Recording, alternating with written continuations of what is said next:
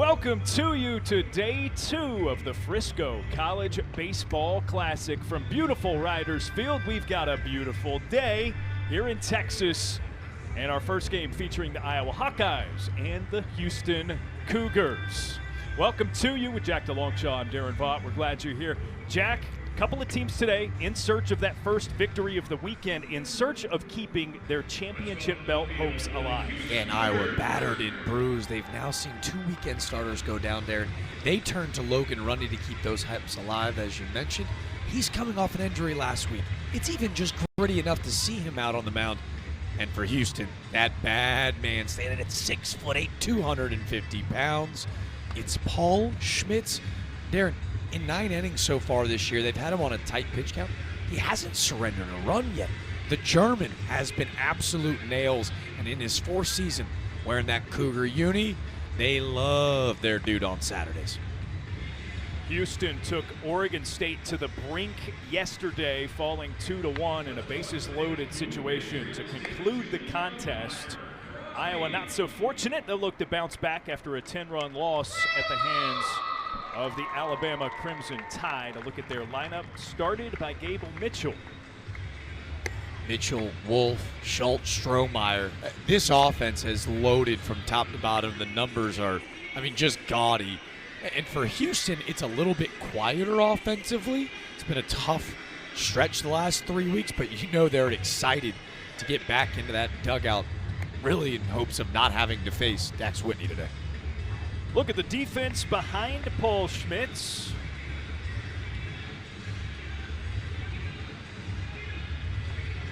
With Karsten Sabathia as the designated hitter. Much like it looked a day ago in that thrilling opening game against Oregon State's Dax Whitney, their tremendous starting pitcher. Umpires for today's game: Jason Millsap behind the plate, Andre Fulton at first, Seth Buckminster at second, and Mike Morris over at third.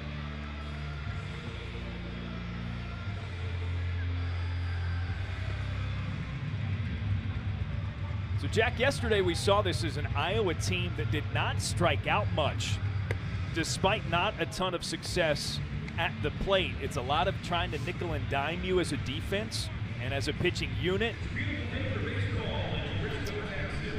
I felt a lot of it was reactive yesterday. Tyler Fay pitched with a lead the entire outing, and it felt like Iowa offensively almost matched that energy. I think for the Hawkeyes and Coach Heller, they need to strike first today, understanding that where they sit with their pitching staff, it's limited to say the least.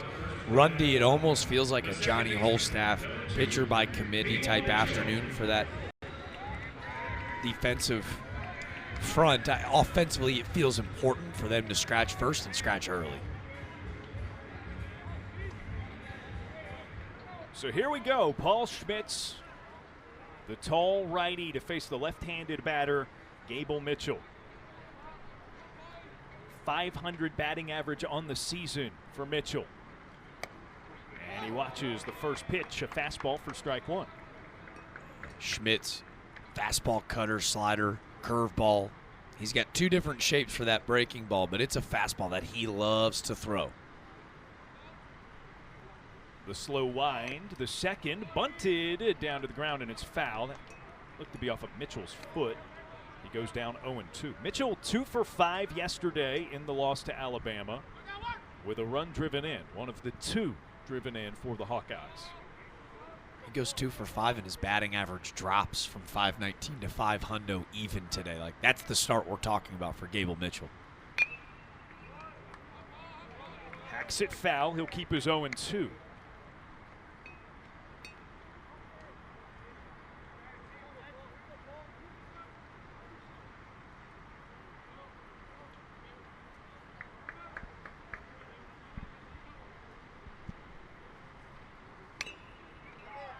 Mitchell again fights it off. The first slider that we've seen from Schmitz. It's a fastball that'll range anywhere from 91 to 94. He's touched 97 when he's really feeling himself. But again, at 6'8", it's a heavy fastball. Feels like a bowling ball in the box for opposing hitters. Schmitz another 0-2, sails it high. So 5 pitches in, couple fouled away. It's 1-2.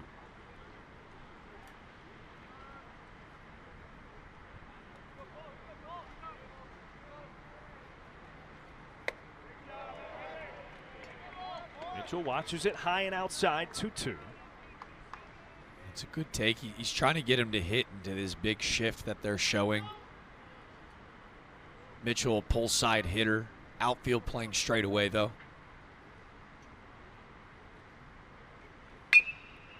Again fouled away with 2 strikes. Mitchell really testing Schmitz here. This will be pitch number 8 coming up.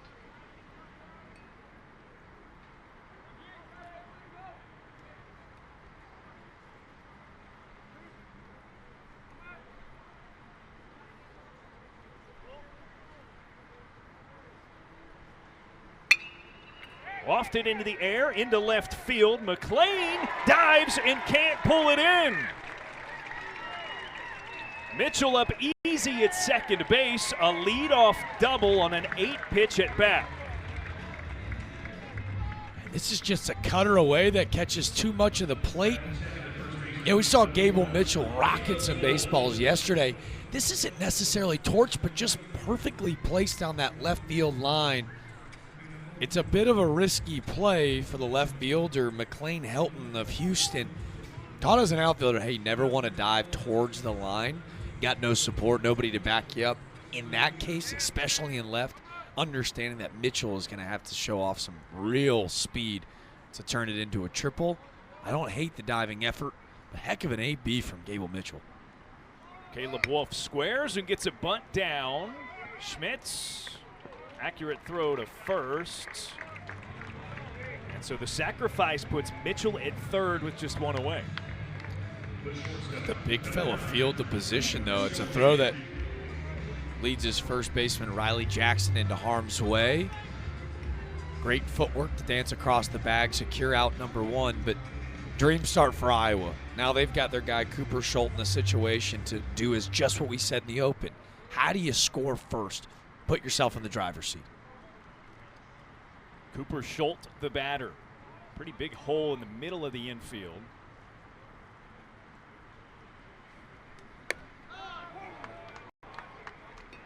It's in there for strike 1. Yeah, the 6 hole, you mentioned it, Darren. That's Tyler Cox playing almost in the back pocket. His third baseman, Jackson Lalima, trying to take away a cheapie.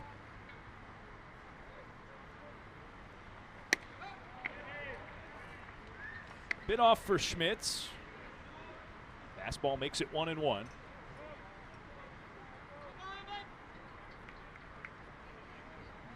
Schultz 0 for 4 yesterday in search of his first hit of the weekend.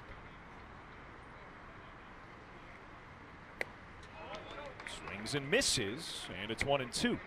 Great heater at the top of the zone, right?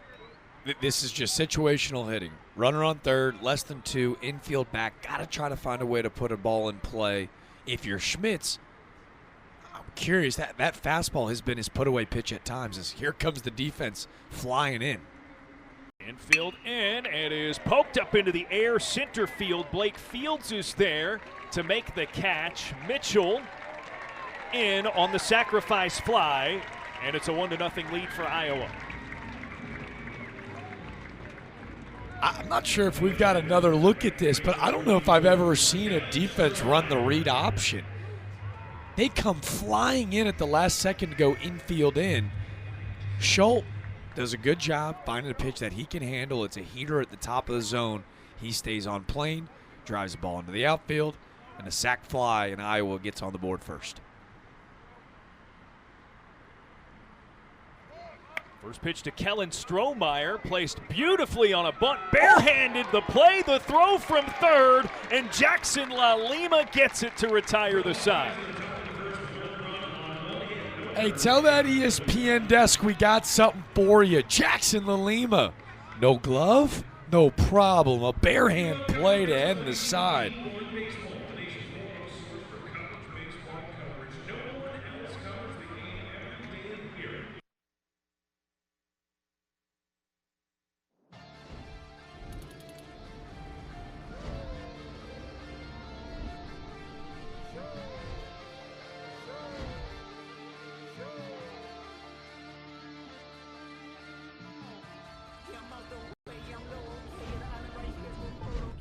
Benjamin and the Jackson all in my house like I'm okay. Yeah, made his own voice and them types LA solo okay. Everybody wanna be demon and they get chipped by your Norway. And I might do a show a day. What's a name? Always a lame. So you got the money, the power of fame will make you go away. Have you ever played? Have you ever? Okay, let's play. Have you ever walked your enemy down like with a poker face? Have you ever paid 500,000 like to an open case? Well, I have, and I feel that both, but I came out straight. I hate when I rap or talk about then somebody I can turn into lines, then hop online like pray for my city. He faking for likes and digital hugs. His daddy a killer, he wanna be junior. They must have forgot that they don't dimension was running his family, but let it be shaken. I park his son. The very first time I shot me a Drake, the homie that told me the end of this way. I didn't point down enough. Today I show you I learned from those mistakes. Somebody had told me that you got a ring. Oh God, I'm ready to double the wage. I'd rather be dead than let a Canadian make Pac turn in his grave.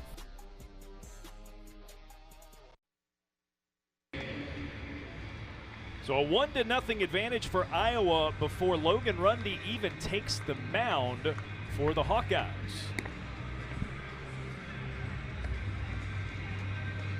And the lineup he will face starts with McLean, Helton, Blake Fields, and Xavier Perez, the outfielders from left to right, as it were. It feels like for Houston, one noticeable change, Karsten Sabathian, that 6-hole, he got a pinch hit late in that game for Oregon State. Just making a second start to the season, can he provide a little bit of thump in an offense that necessarily hasn't gotten off to a great start in the slugging category as well? The defense behind Rundy, much like what it seemed yesterday for the Hawkeyes.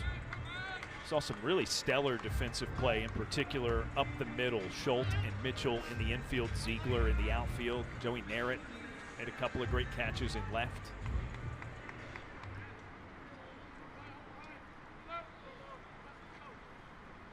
So here's Rundy, the first pitch. Off the mark, 1-0 the count to Helton. Logan Rundy, he throws the slider actually more often than his fastball. It's a fastball sinker, slider, curveball mix, but he loves that slider. Feels like he's got it on a string, and when he's at his best, he can throw that pitch in any count at any time. He goes slider, fastball to start. Just off to the outside with the heater. That one bounced over to third. Diving snag. Jackson Frost with the throw across.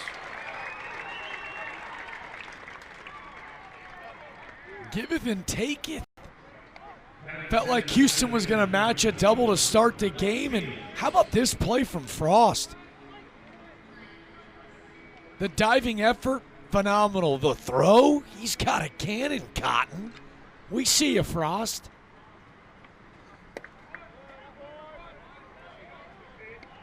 First pitch to Blake Fields, misses low, 1-0 the count.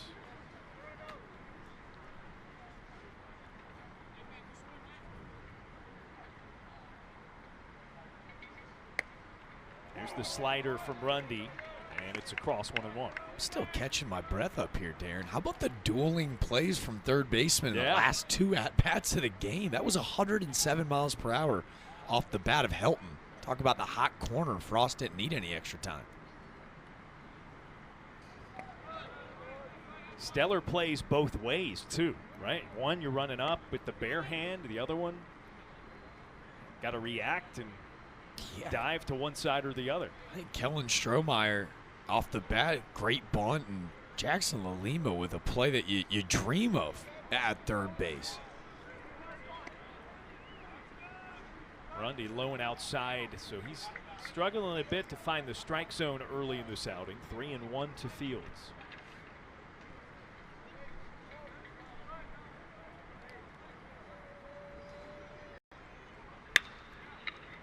Through the left side, Fields punches a single. And it's a man aboard with one down. 3-1. Fields goes, all right, I can't be late here. He's struggling to find the zone, to your point, and it's a fastball that he just peppers through the 6-hole. After what I just saw, though, if I'm Fields, I'm a little bit nervous going to that side of the field if Frost is over there, right?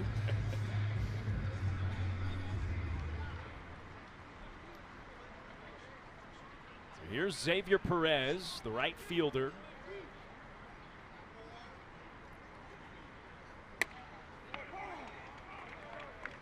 Watches it drop into the strike zone.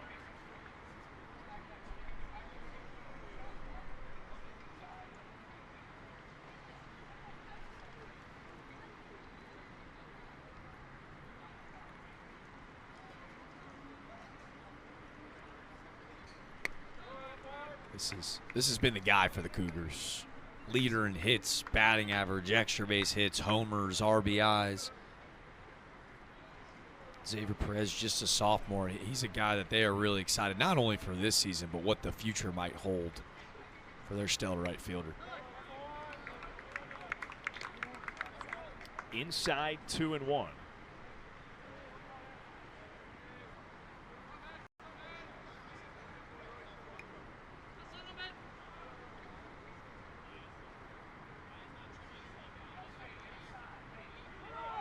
Runner goes. Rundy misses high. The throw from behind the plate. There in time, and a tag slapped down. Matthew Delgado slinging it for the second away. You know, Blake Fields 3 for 4 in stolen base attempts this season. Will make it 3 for 5. Now, how about the exchange time? It's a hard pitch to throw on if you're Delgado. It's that one high and in where you got to get that hand and make sure it's a clean transfer. Gets the tag down in no time. Heck of a throw. Clears the base paths, 2 down. But a 3-1 count to Perez as Rundy winds. It's the strike, and the count runs full.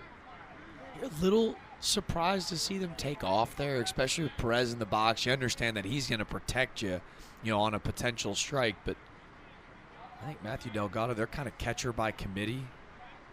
They platoon it day in, day out. Delgado was ready for the challenge.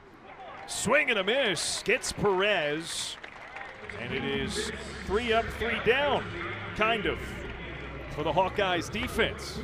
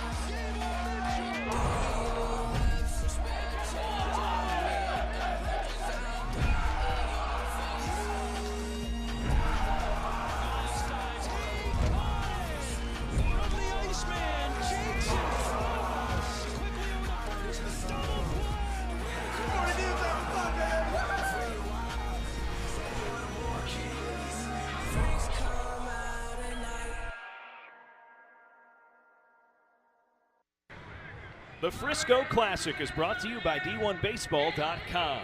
No one covers college baseball like D1 Baseball. Covering every game from coast to coast, D1 Baseball is the resource no college baseball fan can be without. An inning in the books in our first game of the Frisco Classic today. It's a 1-0 lead for the Iowa Hawkeyes. And they're right back to it, to the plate with their 5, 6, 7 hitters. I feel somewhat to blame. Talked about it going into the broadcast. Paul Schmitz, who has been nearly perfect this season, 9 shutout innings of baseball, gives up a run in the first right away. Shout out to the broadcaster, Jinx. But now can he get back on the horse and find a way for his offense to get back into that dugout? A lot of offenses, from a methodology standpoint, hey, force that opposing pitcher to throw 15 innings or 15 pitches an inning, excuse me. And for Iowa, that number right at 14. I think they want to work some long counts. Joey Narrett, a little bloop, doesn't make it out of the infield. Cox from shortstop squeezes it for the quick first out. Well, it's not quite working a long count, but a dream start if you're Schmitz. Into the hands of Narrett. And again, I think if you're Iowa, right, like you want to drag Houston into a bullpen game as well, because the longer that you allow Paul Schmitz to stay into this baseball game, he's just going to get more comfy as he goes. Mitch Wood, the designated hitter at the start of this game. First pitch swinging again, a line shot, but caught in left. We saw a lot of this yesterday out of Iowa, right? Aggressive first pitch swinging, putting the ball in play. You live and die with your offensive identity, and this is a great swing, right? That's a fastball down. He drops the barrel right on it, but I thought they had more success late in that game when they started to work counts, take advantage of mistakes instead of just being ultra aggressive, and now Schmitz is just one pitch away from getting out of here. There's Matthew Delgado, who again was the DH yesterday, catching today. 1 for 3 against Alabama last night. Wow, it's pitcher's favorite spot in the world. You've thrown 2 pitches, you know this guy's full take. You're like, I could groove in just a Broadway fastball, and I know he's going to take no matter what. Delgado swings at the next, fouls it back, and it's 0-2.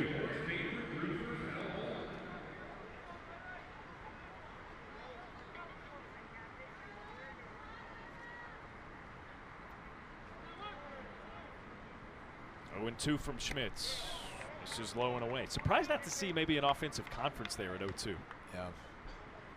Or Delgado had the first hit of yesterday's ball game as well, and I think you trust your catcher, like almost didn't even need to take it. 1-2. Oh, it got him in the hand. So Delgado is rewarded first base on the hit by pitch. Man, they're trying to brush him off the plate. Just a fastball hard and in. And, man, that's scary because, you know, upstairs it sounded like it almost caught the knob of the bat, but his reaction tells you that that was maybe all that bottom of the hand is he's tended to by athletic training staff. So many little bones in your hands, and you can see they're taking a look. Actually, the bottom hand is, he'd kind of started his swing. This would be an Iowa team that cannot afford any more injuries. This would be brutal.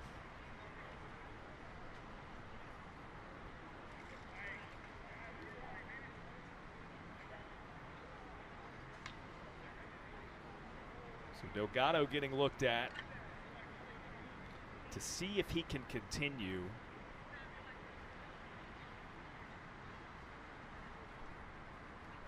Again, he just used that throwing hand of his to catch a runner stealing, a pretty valuable asset behind the dish.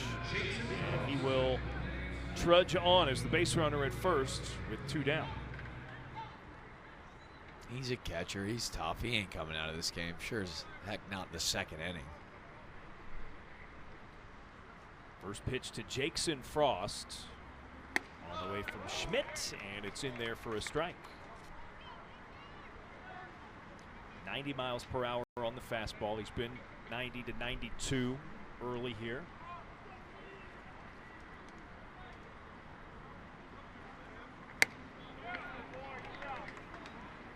Outside, 1-1.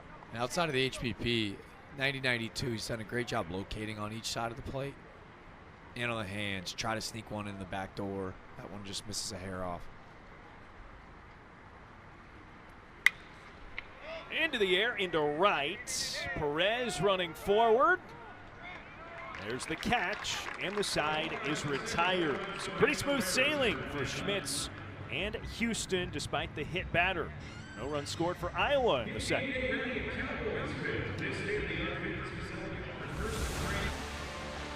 From the front row to the upper level. From epic concerts to heart-stopping games. Tickets for Less puts you where the action is.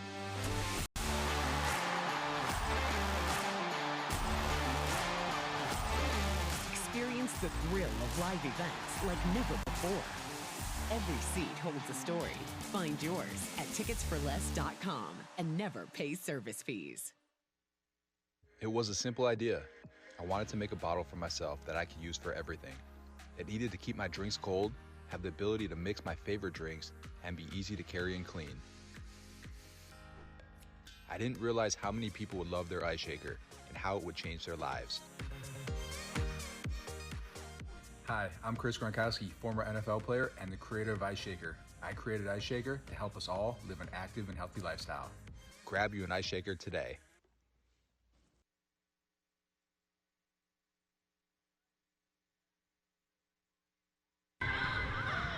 Texas Health Hospital Frisco is proud to provide the very best in healthcare with the quality of service that goes above and beyond your expectations.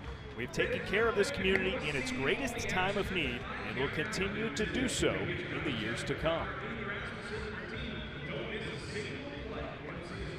Home half of the second here in Frisco. Iowa and Houston, couple of teams looking for their first win of the weekend after losses yesterday. It'll be 4, 5, 6 in the order for the Cougs. That's a healthy sight. See Delgado pointing back into that Iowa dugout after that HBP. Strong throw down to second base. The big fella will be all right. You know, for I think an Iowa team that kind of gets beat up a little bit last night. This is a heck of a response. We learned a ton about Coach Heller's group. And, you know, for Houston, they lose 2-1 at the hands of arguably the best pitcher in the country, Dax Whitney, in just a 2-1 shootout. They had a chance, though. Bases loaded, 2 outs in the 9th. They fall just so close. I think for Houston, a team that this year, they feel like they can take that next step in the Big 12 and fight for a conference championship. Big cut by Riley Jackson, who leads off for Houston. 7 hits on the season, 4 of them for extra bases.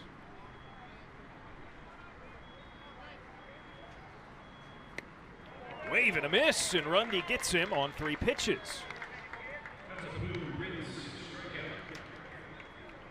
Back-to-back strikeouts in the heart of this lineup for Houston is just a slider away that drops off the table. And if you were to clean up an area of improvement, they've got a lot of thump between Xavier Perez and Riley Jackson, but got to cut down on those strikeout numbers. Rundy delivers a first pitch strike to Dylan Maxey. It's a good sign for Iowa, with Rundy getting banged up last week and giving it a go today.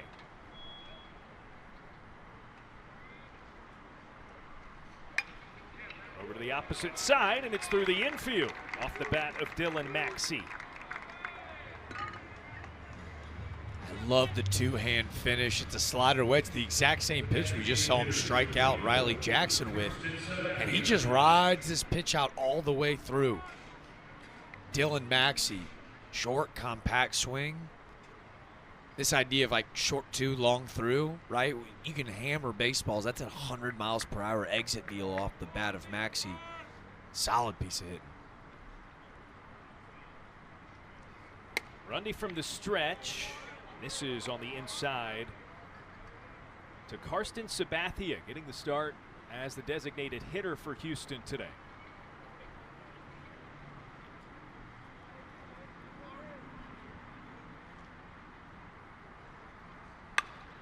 Turns on it and skies it to deep left field, back to the wall and over.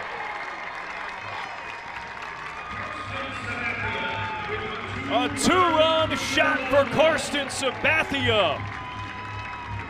And Houston takes the lead. We elevate, we celebrate. Karsten Sabathia making just his 2nd start of the season. Want to talk about taking advantage of an opportunity? How about his swing? A slider out over the heart of the plate, and he catches all of it. A unique dimension here at the Rough Riders Stadium, and it still can't hold Sabathia.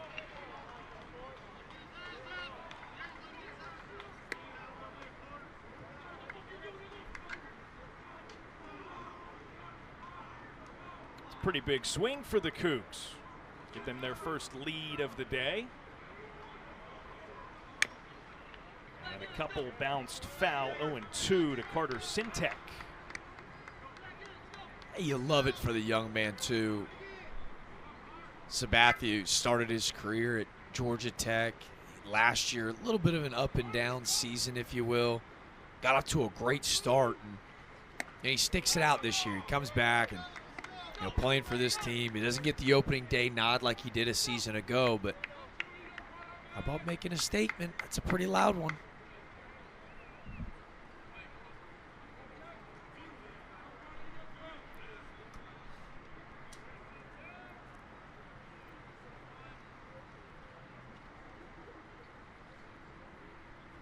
So Rundy trying to bounce back.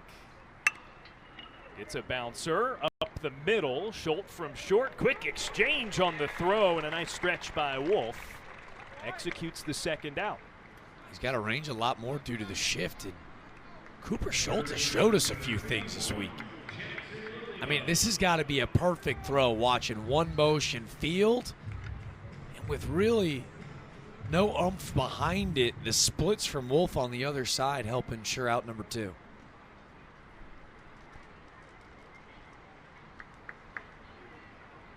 Two gone. Jackson La Lima watches closely, and it's a 1-0 count. Lima, they just kind of have him ho-hum hiding down in that 8-hole. One of 4 Cougars that have started every game this season. Cannot get the bunt down. It's 1-1. And he quietly leads this team in batting average. His 10 knocks, 5 of them extra base hits. I kind of love him trying to steal knockaways. You've got Frost on the third base side, about 10 paces behind the bag. Big swing and a miss.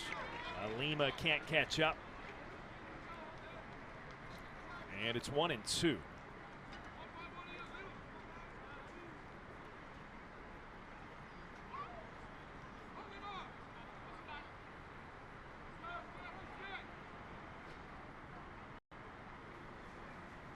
Here's the wind from Rundy.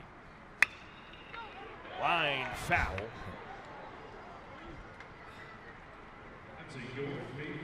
Mike Morris, our third base umpire, jumping out of the way. Fancy footwork.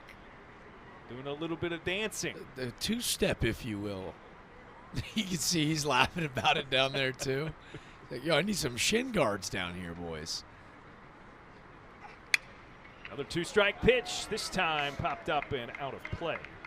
You've seen Rundy go to it. I think that was like the 3rd or 4th time, but see a lot of guys at the big league level kind of like manipulate the windup, and he almost goes to an impromptu slide step from that side saddle position on the mound. You can see that's why Lalima a bit late on that heater. There's the line drive, and this time it's through and fair on the left side. La Lima stumbles on his way around first. It's no matter, a stand-up double. This ball is peppered at 107 miles per hour off the bat. La Lima burns it by Frost. Says, oh, catch this one. And El Duble down the line. And looks like Houston right now is almost, I don't want to say sold out for the breaking ball, but in this inning in particular, a lot of big barrels off the off-speed. Brings up the 9-hole batter, Tyler Cox, the shortstop, who I'm going to say it, Jack, my favorite walk-up of the weekend so far. I don't even know the name of the song. It's strong trumpet play. It might be my favorite of the season. Saxophone. Excuse to make the correction. Are you familiar with Funky Squirtle, the internet phenomenon? Oh, it is that. It is popularized that song. It's the Funky Squirtle song. Is there no trumpet behind the saxophone? Maybe, but the star is the sax. The star. What do we hear? I need your help for pitch recognition. Gotcha. You know? So if you need my help for instrument recognition. Well, definitely. But then also, it's give and take. Also, strong meme play out of you. I mean, you said Funky Squirrel, and it immediately landed of where I've heard it before. Flared up into the air into center field, pushed out too far for a hit as Jalen Ziegler reels it in and retires the side. But Karsten Sabathia with a 2-run shot, and Houston with a lead through 2.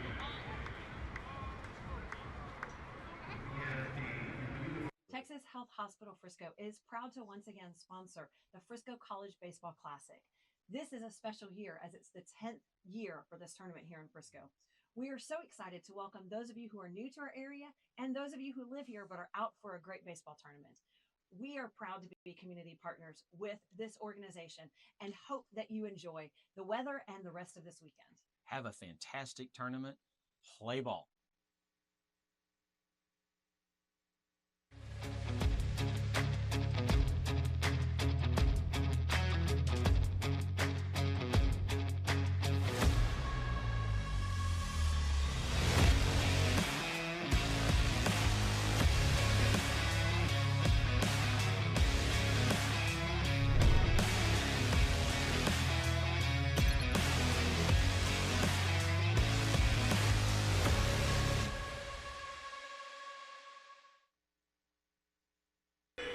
Great start to our first game on day 2 here of the Frisco Classic. Still to come, Oregon State, Alabama, of course, today.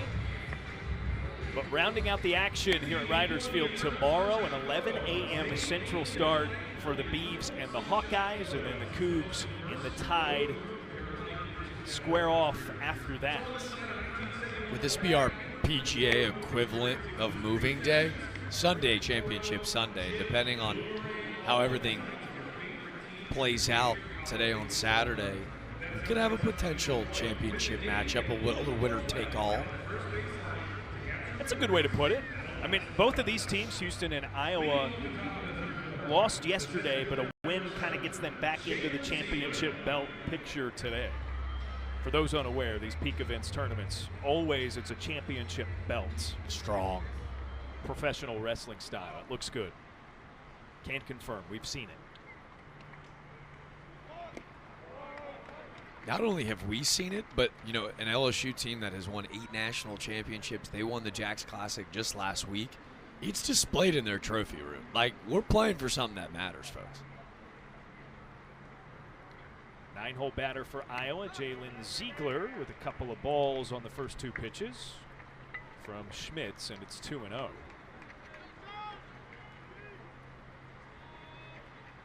A little breezy here in Frisco today, as you can see with the team flags being represented, conference flags as well. And I love that touch from Peak Events and our crew here.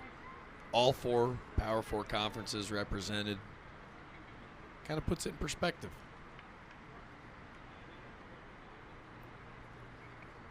2-1, chopped over to third. La Lima on the run again. Cannot beat Ziegler's speed. It's an infield hit to lead things off for the Hawkeyes. We've already seen him make this play before, but this time Ziegler just too fast out the box. Oh, quick hesitation too, as he doesn't know how that ball's going to play high off the turf. La Lima's strong throw, just not in time.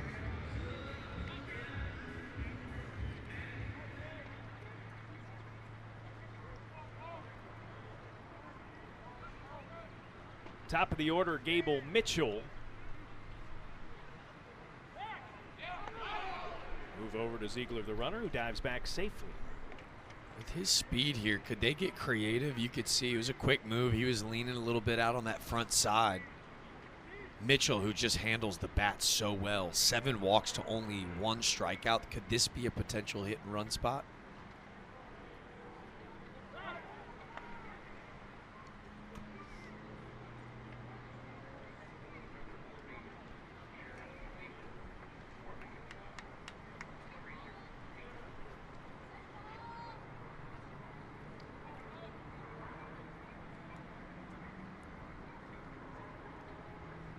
First pitch to Mitchell is a miss outside, 1-0. Mitchell led off with that double his first time up. Quickly came around to score after a couple of sacrifices.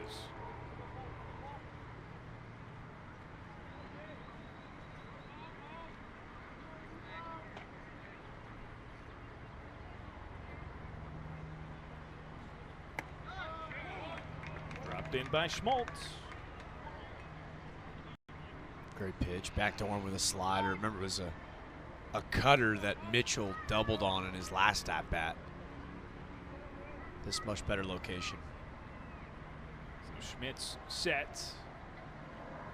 There goes the runner, Ziegler. It's chopped over the middle. Ziegler beats the play at second, but a sharp throw over to first retires Mitchell. You could feel the hit and run coming, right? And he just hits almost directly into what would have been a perfect tailor-made double play.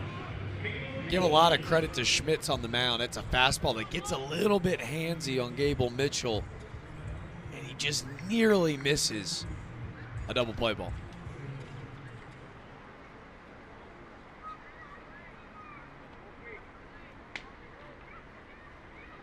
So runner in scoring position now for Caleb Wolf. Swings away at the first pitch and fouls it back 0-1. Cooper Schulte moves into the on-deck circle. Wolf comes a little unglued on this 0-0. I got no problem with it. It's a slider that just spins into the zone. Wolf trying to put a dent in the scoreboard like Sabathia did in the last half.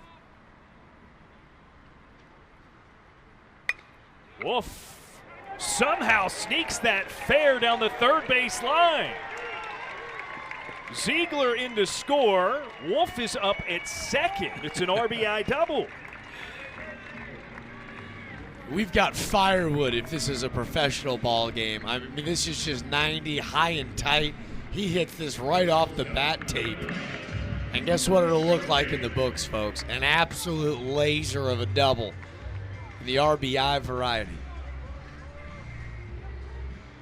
So it ties it at 2 as Cooper Schulte, the shortstop, steps into the batter's box. A sacrifice fly that brought in the first Iowa run of the game, his first time up in the first.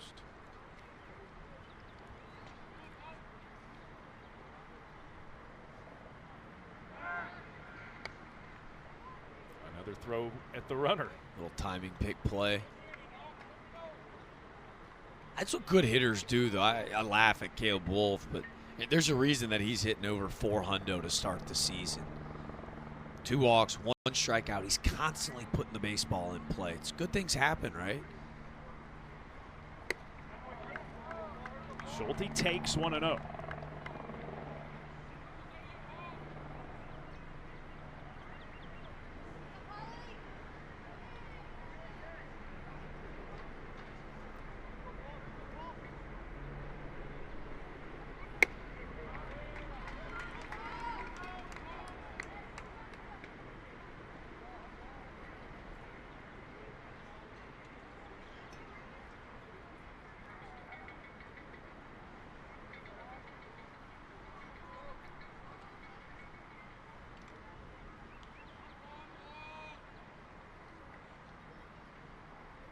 Schmitz to the plate and finds the strike zone.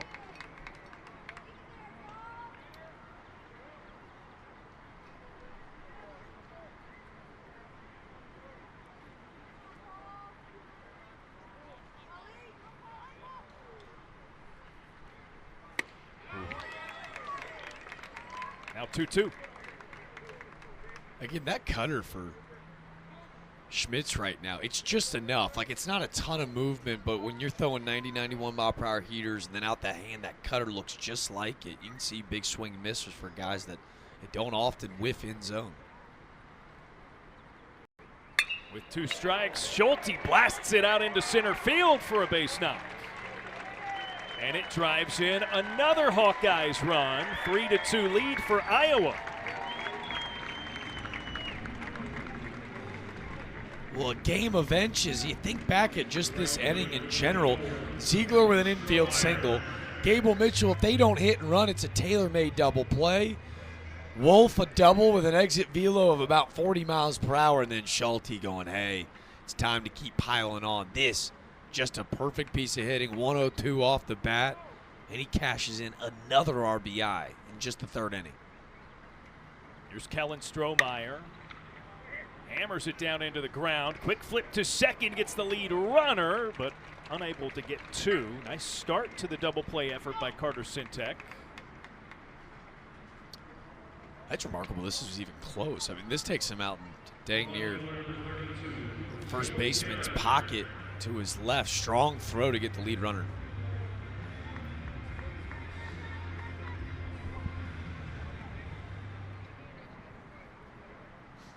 Brings up Joey Narrett with 2 down and a man on. A lot of action for this Iowa offense. This is fun to watch. And again on a first pitch, Narrett swinging away, 0-1. Well, big-time slug numbers on the season this weekend.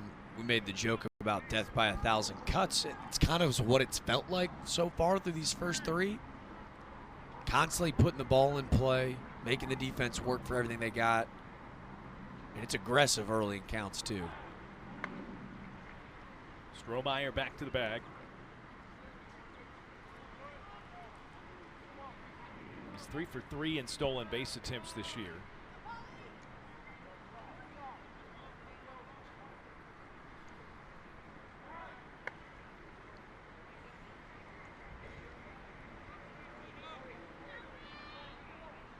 Might try to steal one here. Allow Narrett to hit with a runner in scoring position. 2 outs, he gets thrown out. Love this part of the order to start next inning.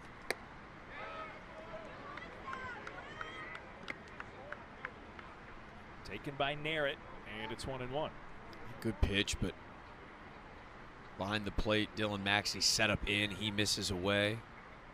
Having to reach back across his body probably hurts him in that spot. There goes the runner. The throw from behind the plate, not quite in time. Strohmeyer dives in safely at the bag. Stolen base number 4 on the year. He gets a great jump. He takes this on the big 6'8" righty. Bit slow to the plate from Paul Schmitz, and Strohmeyer's got that bag stolen all day long.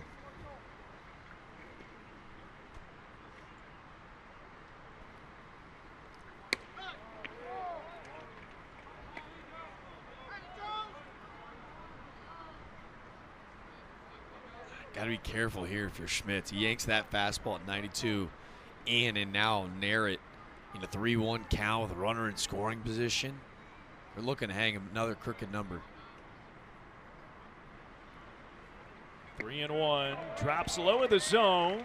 Nice take by Narrett. And it walks to put them at first and second. I got no problem with that walk. Now with the bag open, Narrett's been so dangerous this year.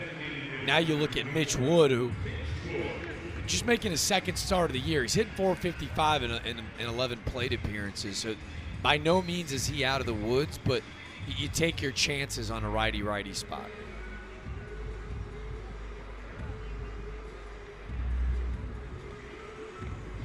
So this will catalyze the first visit of the day for Schmitz on the mound for Houston. No action in the Houston bullpen, so they're going to expect him to ride through this. They got the whole staff down there, but there's nobody up or moving around. Paul Schmitz is their guy. Right? Like, this is not only his inning, but this is his ball game as long as the body can withhold. But, this is just an Iowa offense that I think, after last night, it got a little chippy. They probably went home and thought about that game all night long, and we're just ready to get back out of the ballpark today, and this offense is kind of woken up with some vengeance.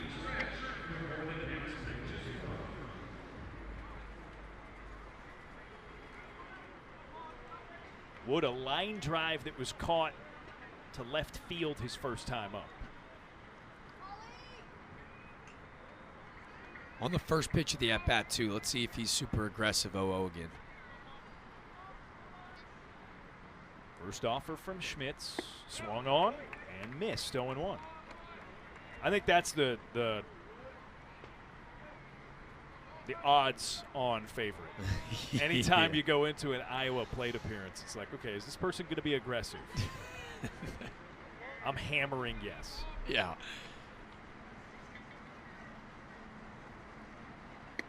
Safe investment.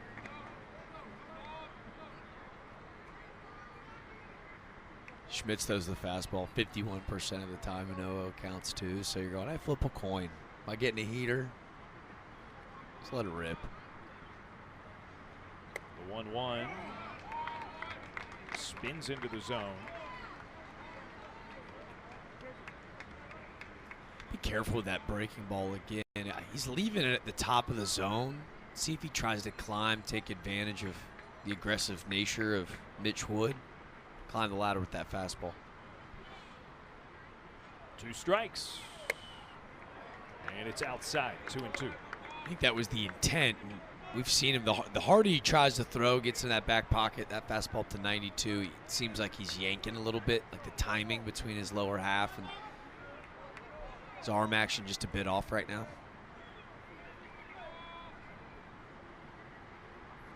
Runners go, it's lined and down into left. Mitch Wood, a base knock, and it brings in a run. Wood trying to stretch it to second. The throw beat him by a mile. So he brings in Strohmeyer for the 4th Iowa run, but it retires the side, getting just a little greedy there.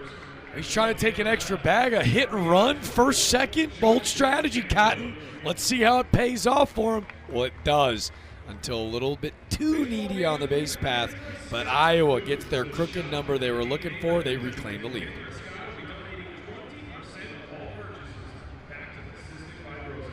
The University of Alabama Online, where legends log in. A tradition of excellence. Choose from over 100 affordable degree and certificate programs that fit your budget and schedule. Earn the same degree as you would on campus, with the same affordable tuition rate for every state. UA Online. Advance your career and change your life. Get started today at online.ua.edu. It was a simple idea. I wanted to make a bottle for myself that I could use for everything. It needed to keep my drinks cold, have the ability to mix my favorite drinks, and be easy to carry and clean. I didn't realize how many people would love their ice shaker and how it would change their lives. Hi, I'm Chris Gronkowski, former NFL player and the creator of Ice Shaker. I created Ice Shaker to help us all live an active and healthy lifestyle. Grab you an Ice Shaker today.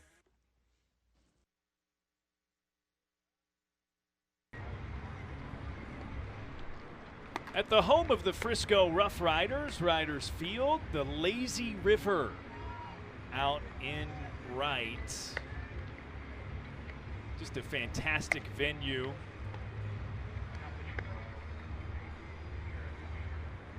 And a new pitcher for the Iowa Hawkeyes. It is Jaron Blinker. Blinker, a sophomore right-hander. We'll see the top of the order for the Cougars.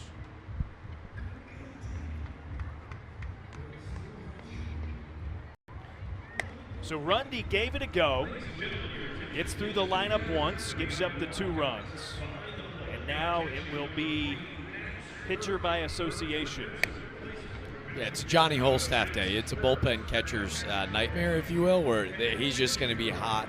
He's going to be in his haunches all afternoon. And really proud, though, if you're Iowa, Logan Rundy gave him everything he had. Understanding it was kind of a starting, reliever type deal. But for, Rundy gives up the one big fly, but he looked pretty effective, right? Had all 3 pitches ready to go, and now they're going to have to turn to a lot of guys to, I don't want to say bail him out, but maybe get a little uncomfortable being comfortable. Bleeker, in 8 games last year, he did make 4 starts on the mound, 2-0 record with a 5.1 ERA. I think, too, for Bleeker, not a ton of length in his outings. Can he, like we talked about a ton last night on the broadcast, for Iowa fans, it's kind of exciting for a lot of these arms. This is a tryout, if you will. Who wants to step up and become maybe that next starter or front-end guy, because they're looking to fill a couple holes. McLean Helton robbed of a hit his first time up to lead off the game. That was the diving stop and throw to first by Jackson Frost at third. Now he's got 1 and 2.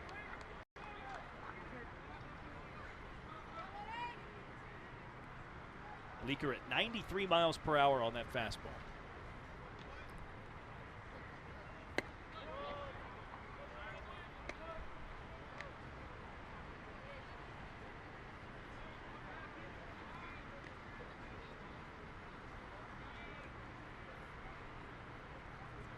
Two contacted.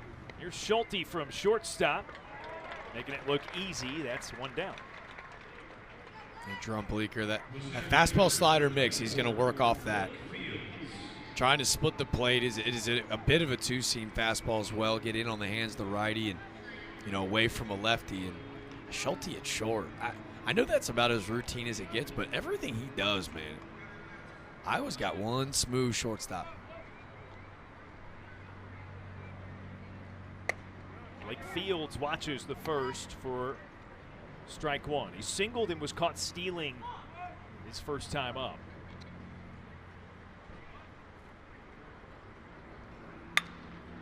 Another weak grounder, another to Schulte, and another throw on the money. He just gets it in and out of the glove so quickly. Fields moves really well down the line, and he beats him by 2 steps. I'm all in. I can watch Schulte field a ground ball all day long.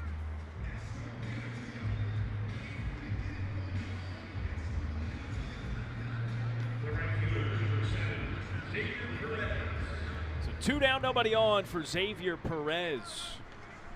That's another good walk-up. X going to give it to you. I like that. First pitch swinging. Schulte again. 3 ground balls, all to the shortstop. 3 up, 3 down for the Cougars. Iowa remains up by 2 as we head to the home half of the third.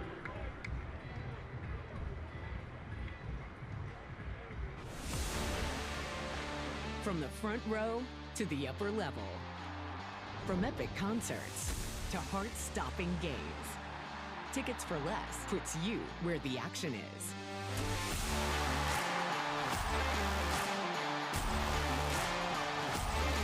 Experience the thrill of live events like never before.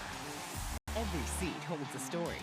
Find yours at ticketsforless.com and never pay service fees.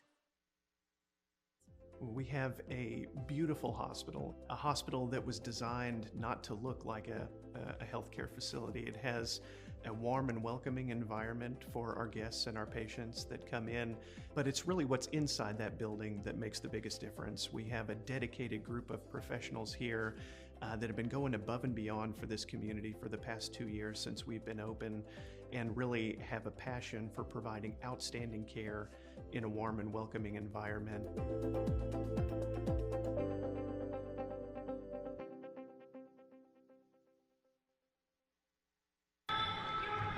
The Frisco Classic is presented by Peak Events, home of the best outside of Omaha. Follow at peak.events, that's Peak D-O-T events on social media to keep up with the best in early season college baseball.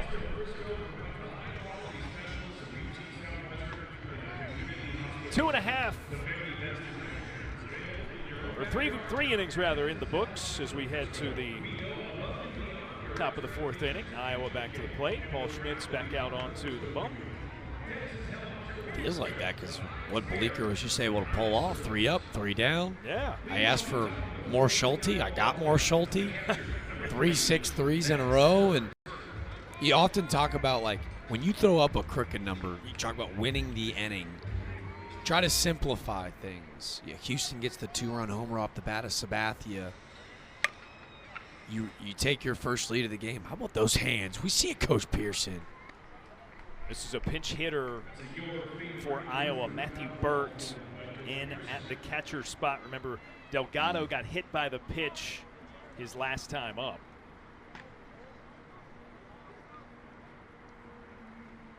And Burt with a foul ball and a taken strike has an 0-2. You hope that Delgado okay. We saw the throwdown. The hand looked all right. Maybe just not worth risking this early in the season. It's rolled foul.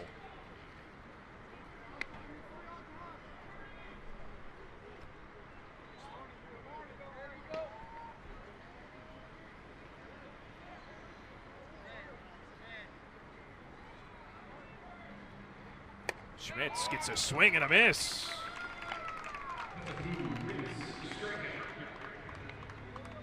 Strike 3. That is the first strikeout for Schmitz today.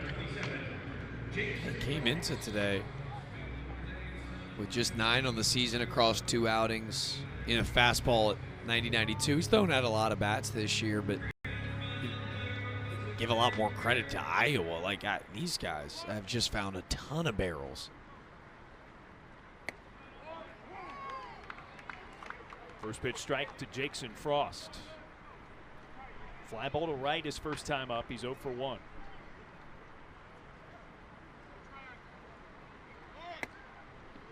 Pulls back the bat head on the seeming bunt attempt. Here's been the issue. Schmitz has gotten ahead in most counts today. He hasn't been able to put Iowa away in these situations. Right back up the middle. High bouncer to second. Sintek the throw. And that's the second out. Got to go finish the inning here. 7, 8, 9. Can he go throw up a clean 0, allow his offense to chip away at this deficit? Because, remember, it was Ziegler just an inning ago that kind of got the craziness started.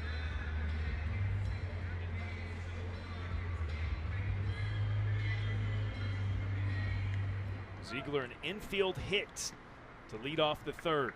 Later came around to score the first of 3.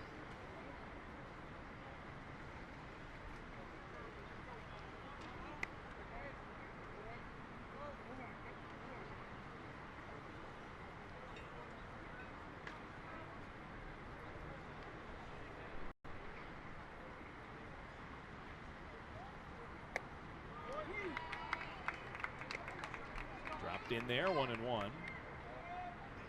Thinking about what you were just talking about with Schmitz getting ahead in the count.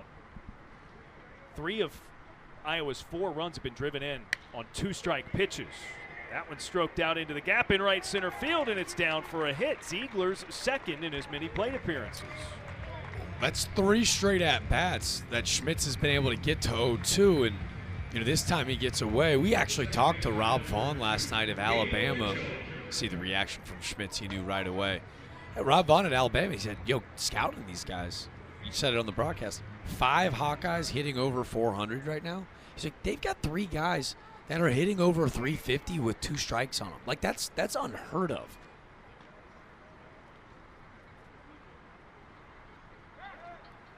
Ziegler back to the bag. That's now 4 of their 6 hits today with 2 strikes. It's a very selfless mentality. Like, you see them come a little unglued in 2-0, 3-1, 0-0 counts even. And then with 2 strikes, his stance gets a bit wider, swing gets toned down a little bit, and they just fight to put a ball in play.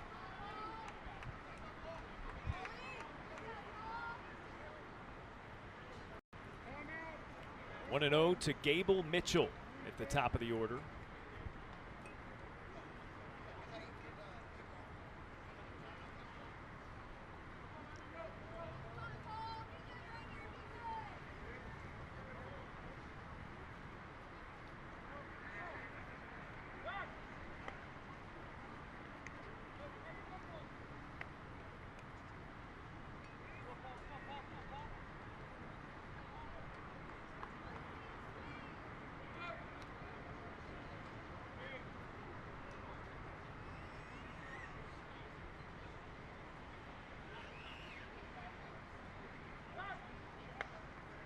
Still no second pitch.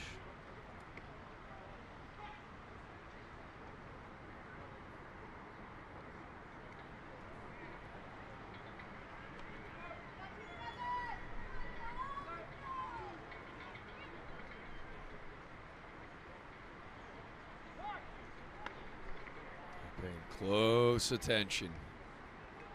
Remember, it was a hit and run spot where Mitchell nearly rolled into a double play that would, for the most part, eliminate that 3-run spot just an inning ago. Ziegler takes off, bang, bang play at second. Again with 2 outs. Let's see if they send him to allow Mitchell to hit with a runner in scoring position. Ziegler goes. Pitch misses outside. The throw not there. And it's a stolen base and a runner in scoring position. Just becomes simple math right now. That they like a little bit of a slower delivery to the plate with 6-8 on the mound, right? It's a little bit of a high leg kick, doesn't control the run game all that well. And they know that their guys can boogie, and Ziegler takes advantage.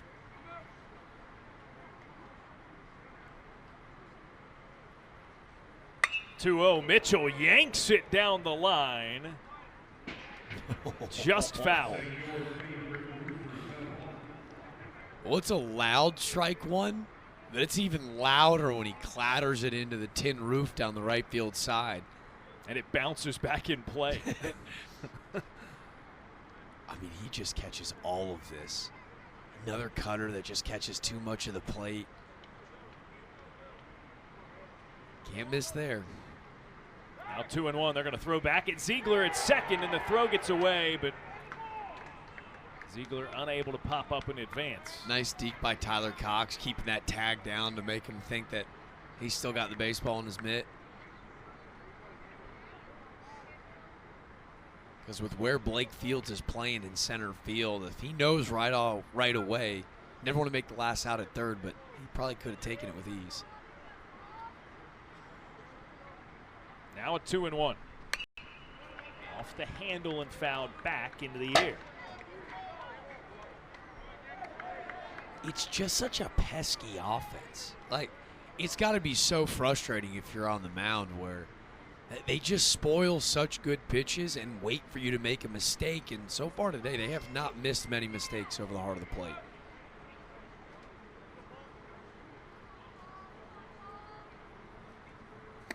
Two. That got away from Schmitz. Full count for Gable Mitchell. It feels like has been at the plate for an eternity here.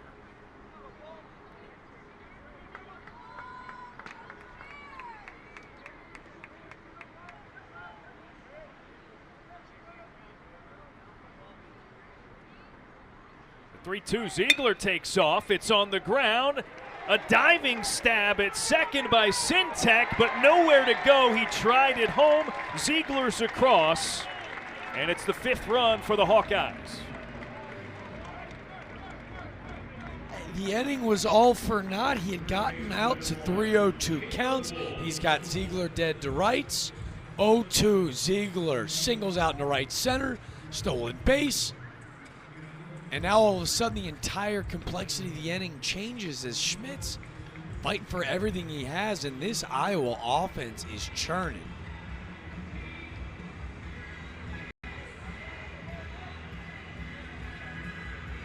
That's at least one run in 3 of their 4 times up for the Hawkeyes.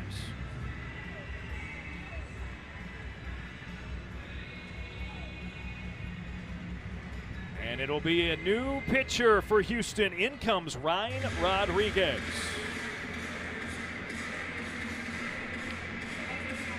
Frisco is proud to once again sponsor the Frisco College Baseball Classic.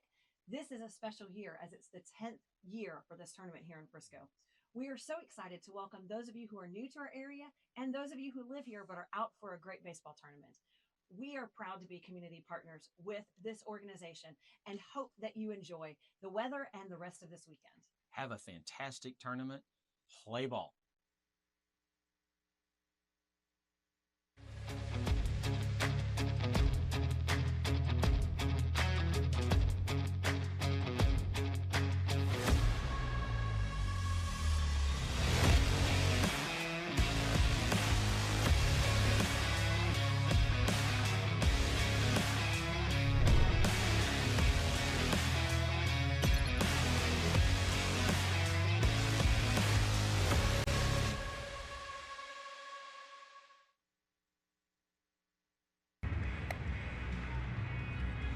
It'll be a left-hander for the Cougars.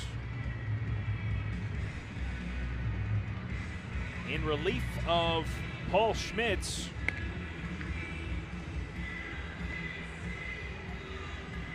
And with Houston trailing by 3. They'll turn to the southpaw. It's number 29, Ryan Rodriguez. 6'2", 185 pounds, the senior from Fort Worth, Texas. Bit of a homecoming, if you will, for Rodriguez, playing just down the street. He started his career at Ole Miss, transferred in from Weatherford, a couple stops along the way, and he is trying to stop the bleeding. This Hawkeye offense, you could just tell, like after last night with the way that it ended, it may have woken a beast. A team that is in the top 50 in the country in a flurry of different offensive categories. You can point to the schedule. Today has proved everything that I need to know. We can slug it. We can poke it around. We can beat you in the short game. This has been an impressive showing, and Rodriguez, more than anything, needs to stabilize that run game. Has to take care of I think these guys in 0-2 counts continue to throw at bats and allow Iowa to get themselves into trouble because this has been a clinical start through 3 2/3. Caleb Wolf 1 for 1 with an RBI double and a sacrifice bunt. And a 1-0 count.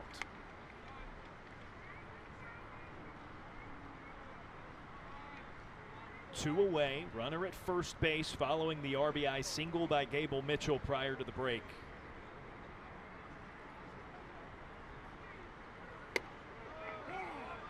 And a called strike.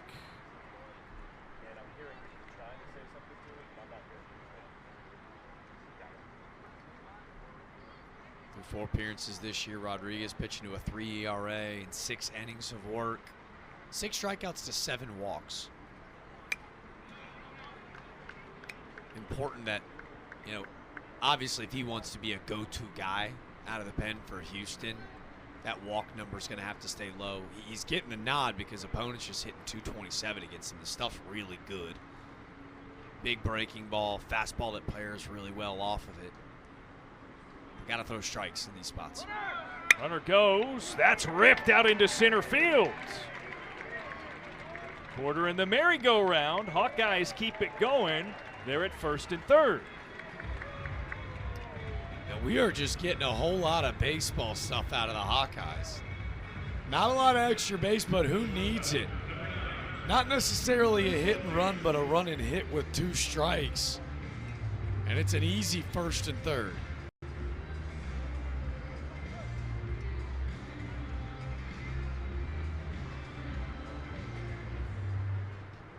So they're at the corners for Cooper Schulte. Already 2 runs driven in his 2 plate appearances. Watches the first pitch. It's 0-1.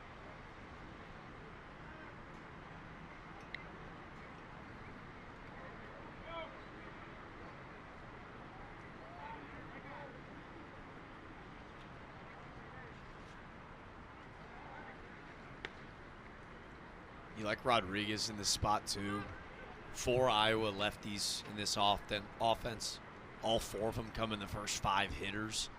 He misses his lefty there against Wolf. Now the lone righty that kind of sits in the middle of all of this is Schulte, who's already got 2 RBIs today. Schulte slaps it foul on the ground. And now he has 0-2. Assistant coach David Pearson in that third base coaching box has already made a couple nice plays down there, by the way. All hands team in that third base coaching box. Rodriguez holds off. Oh, man. And he's done that a couple of times on the move to first for Rodriguez. Gable Mitchell gets we'll call it a hard secondary is kind of what it resembles. That might be the understatement. He's halfway down the line by the time he makes this throw. We've seen a couple time pick plays. You never see one to third, but Mitchell's getting big over there. 0-2 into the air, center field. And Fields reels it in to retire the side. So a couple stranded, but 1 across for Iowa in the 4th. They lead it by 3.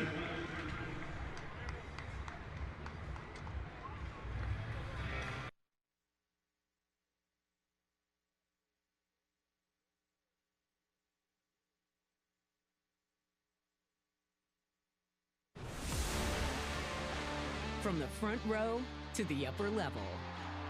From epic concerts to heart-stopping games. Tickets for Less puts you where the action is.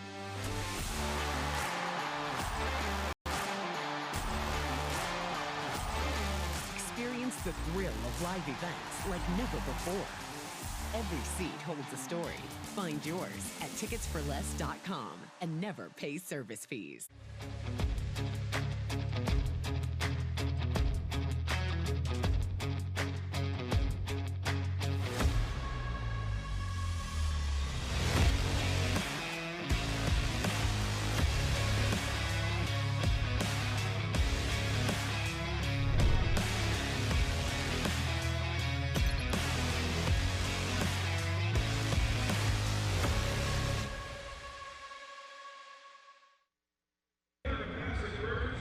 The Frisco Classic is a proud supporter of the Cystic Fibrosis Foundation. Scan the QR code on your screen and make a donation to help add tomorrows for those living with the disease.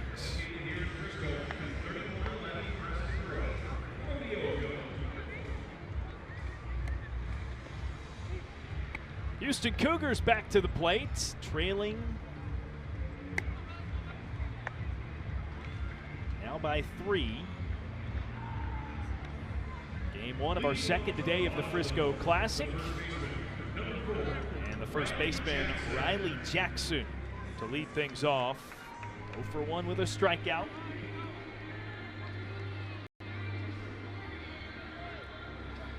Bleeker back out for his second inning of work. Super efficient in that first. Keep in mind, too, it'll be Max Burt, the catcher, taking over the duties behind the dish as well.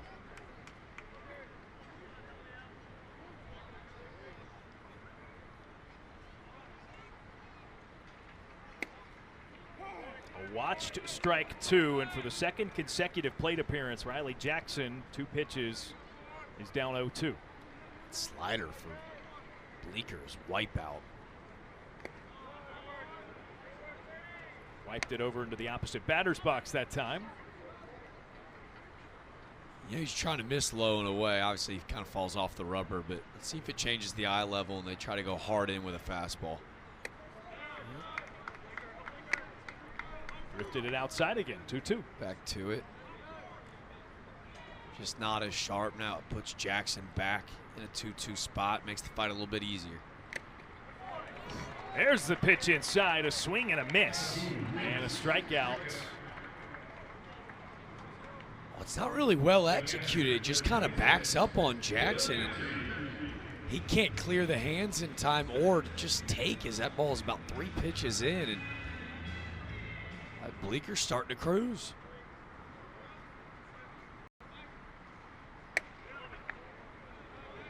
1-0 to Dylan Maxey. Bleeker has faced 4 batters. He's retired all 4.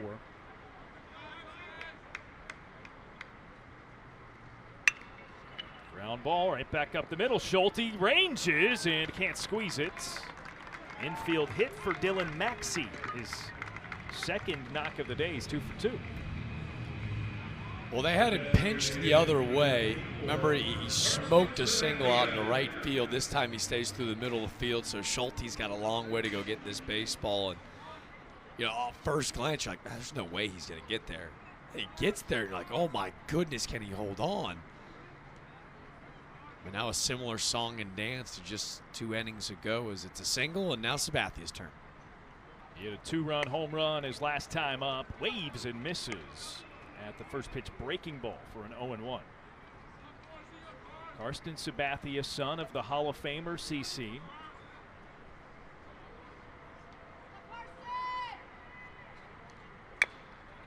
Rounds it down the third base side. Tough play for Frost. The throw off target. I don't know that it would have beaten Sabathia anyway, and everybody's safe. Again, you're talking to a career 231 hitter. I'm a bad scorekeeper, but that's a knock all day long, right? Hey, Frost is playing well behind that third base bag. Why would you not? He just went big fly in his last AB, and Sabathia moves well. It's 6'4", 245, really getting down the line well. Ruled an infield hit. So back-to-back infield singles as Carter Sintek fouls off the first. Feels important here for Houston. So much baseball left to be played. Just to find 1 run back, right? Continue to make Iowa consider going to that pen earlier than they'd like.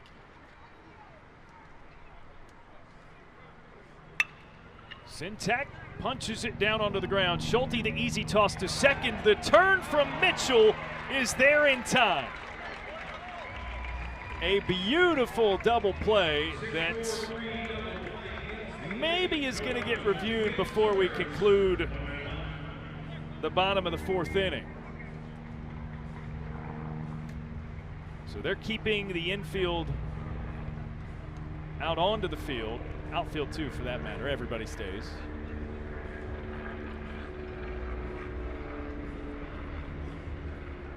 So it is a, as of now, 6-4-3 double play that they will have another look at. You know what's funny, though, is our marketing team hasn't quite gotten word yet. There's a bunch of little kids in the outfield getting ready to take off and race each other. Not sure if we can get them a glove and maybe they can take on the outfield duties for Iowa if this is overturned. But, man, great pitch from Bleeker, right? Gets in on the hands. Takes advantage of Sintek, who, just making his third start to the year with a runner in scoring position, trying to do some damage. And it's a great pitch. And we talked about wanting to get into that Iowa bullpen if you're Houston. If you're Bleeker, man, what a dream pitch, what a dream spot. As our team's taking a look at it, it's so bang over at first, and always so important to keep in mind. Call on the field is safe, but what you're seeing at home is Sintek, does that foot get down? And it kind of looks right there, a little blurry at the bottom of your screen, but looks like he has almost nearly gotten that bag, and that baseball still has not found the back of the leather of Caleb Wolf. So again, the call on the field was a double play. So the runner is out. They have to find in the video review indisputably that the runner was safe.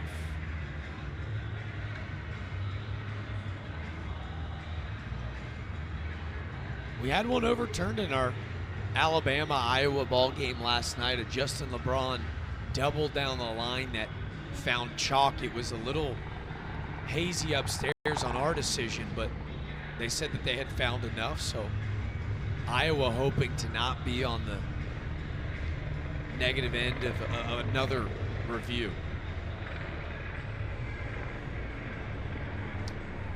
Bleeker is heading back out to the mound to potentially throw some warm-up pitches. I'm not sure if this is just something that Coach Heller has said, hey, stay fresh, stay ready. Here's another look at it. That's going to be our best angle, don't you think? Yeah.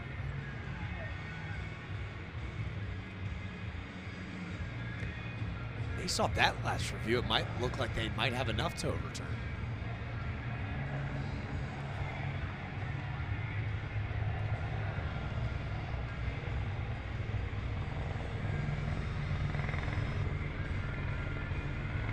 And they confirm the call, where it will stand. It's a double play to retire the side and end the fourth inning. Wipes out a couple of infield hits that the Cougars had and keeps it at a 3-run game.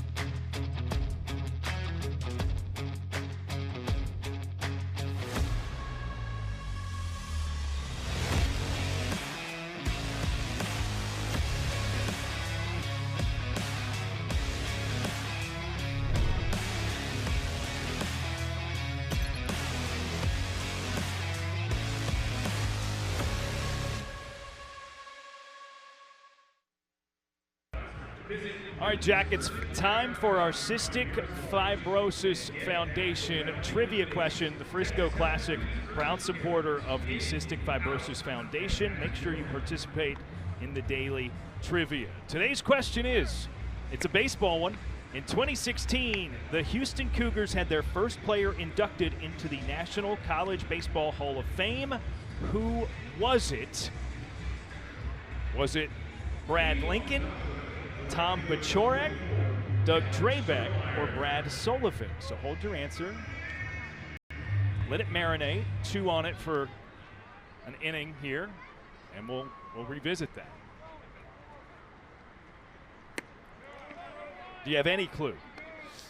I'll tell you, your college baseball analyst sitting to your right, Darren, I felt a little bit more confident about the Raising Cane's question last night, so I'm not sure if that speaks to my baseball IQ, but I've got some time to think.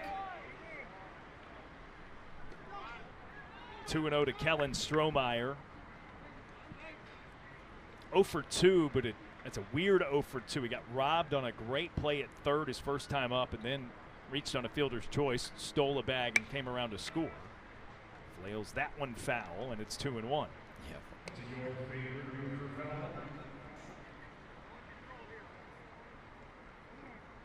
Heck of a double play ball for Iowa to capture momentum yet again.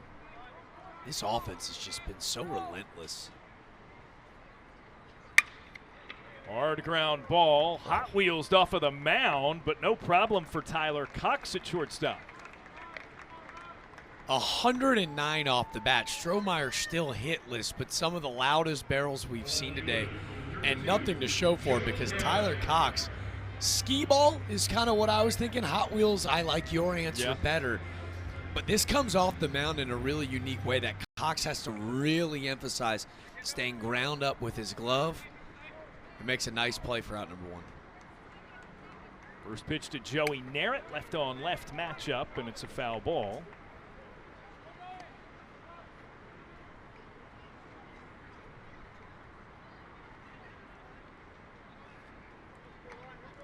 I'm so concerned with your trivia and how that's going in your brain. I need you to have a right answer. I feel good. You got yesterday's. We're trying to redeem yourself. Get you to redeem yourself, rather, from the trivia debacle that was in Jacksonville. Yeah, for our Houston fans that are just following along for the first time, Jack's Classic, another incredible peak events last week. Your boy on the mic just got absolutely tore up in trivia. Garrett can't connect, 0-2. So the redemption arc is in full swing, kind of like Iowa's offense today. Oh, I like that. Yeah, had to bring it back full circle, right? Ryan Rodriguez with 2 strikes. Gets a called strike 3. Narrett frozen. And it's a quick couple away. Yeah, big breaking ball from Rodriguez we've seen. And this is just a 2-seam fastball that he backdoors. This is where he's really good left on left. See where he's set up versus where this pitch crosses the corner of the plate. He paints this bad boy. Nice work by Rodriguez. A 0 here against a potent offense feels important. Again, a lot of baseball, but this Iowa offense does not feel like it's quite done yet. Outside, and a ball 1 to Mitch Wood. RBI single his last time up. A line out into left as well today. That strikeout for Narrett, just the second by an Iowa batter in this game.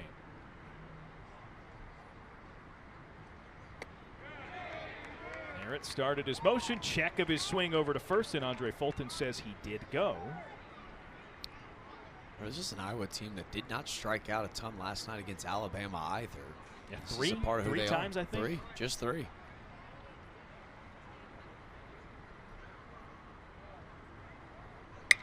Narrett, liner, and foul. Feels like even dating back to yesterday when Mitch Wood got his pinch hit. Every time this guy gets in the box, he's seeing beach balls right now.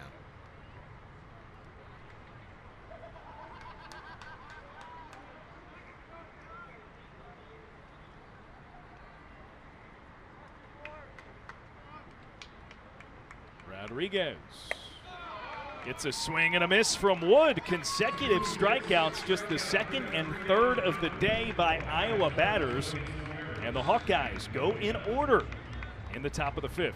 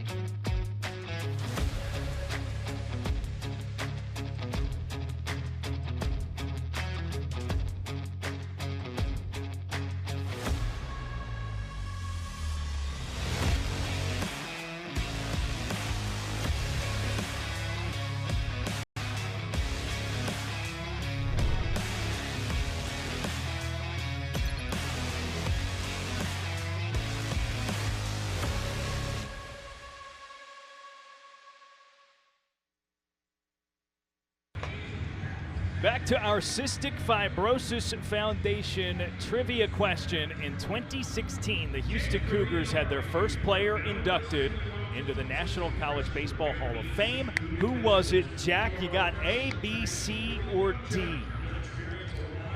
I'm playing the name game here. I'm also basing this off of my really 6-year college degree.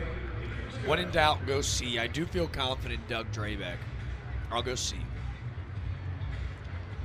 Yeah, not even close. Tom Paciorek,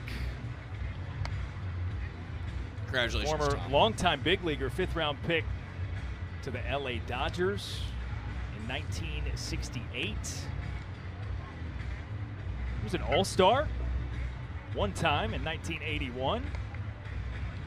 All right, so you're 1 for 2 on the week. 1 for 2 on the week. 0 for 1 in baseball talk. Drabeck felt fun. Yeah, Long time big leaguer, older guy. Didn't know if it was maybe kind of like a cap. Bring him back. Tough. It's not a bad guess. Yeah. Not a bad guess. Tomorrow's a pretty big day for you then. Yeah. Got to salvage a series. You are going to be on both games, so you've got 2. I do. So you got a chance to really bury yourself if you miss both of them. Doubleheader. One of them, I believe, is Raising Cane's All right, related. So you get another fried chicken trivia question. Again, I don't know what this says about my college baseball analyst skills, but throw me some chicken questions and I got you. Food acumen off the charts. Yeah, yeah. Popped up by Jackson La Lima, and it makes its way out of play. 2-1. Knowing my luck, they're going to be like, what's Jackson La Lima's order at Raising Cane's? Like, chicken, question mark? See, now that's kind of in your wheelhouse because you talk to a lot of these guys and shove a pencil in their face. It's true. Disguised as a microphone. A lot more Raising Cane's questions than baseball questions in that arena as well, too.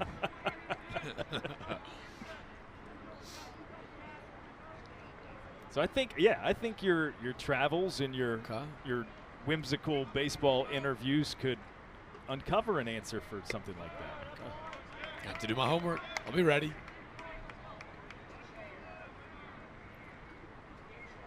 Well, now I'm just hungry. Yeah, a lot of Raising Cane's in the house here at Riders Field.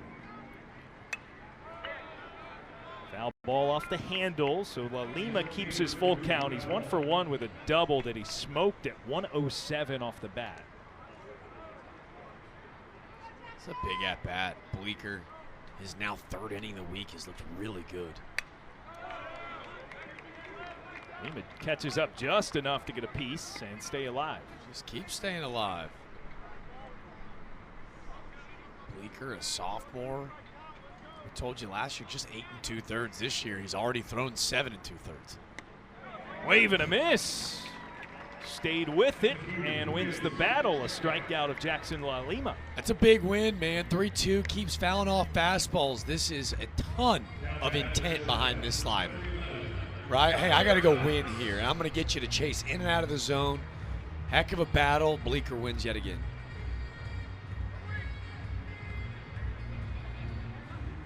One away for Tyler Cox, who's 0 for 1. Fly ball to center back in the second.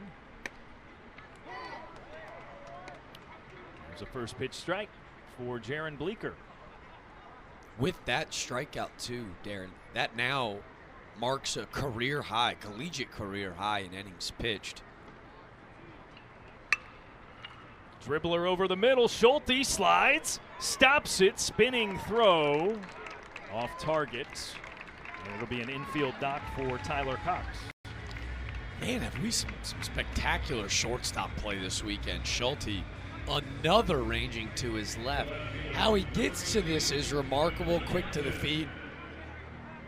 You can see he's almost falling by the time he makes that throw that draws Wolf up the line. Well, I think by the time he made the throw, he popped up and detected that a throw was not going to beat the runner, so he kind of eased up on it. Smart by Wolf to come off the bag and just keep it in front. Back to the top of the order for Houston. McLean Helton, first pitch swinging, fouls it away. More about Bleeker, though. He threw 2 innings against Kansas State in opening weekend, and this idea of open trial, like who's going to step up and potentially be that next weekend spot guy if they do have to fill it. And we've seen 3 different pitches. He's hit a lot of that off speed to maybe potentially save for that second time through the lineup, and the fastball's playing really well in and out of the zone. 91 to 93. Sophomores look good. Cox back to the bag at first.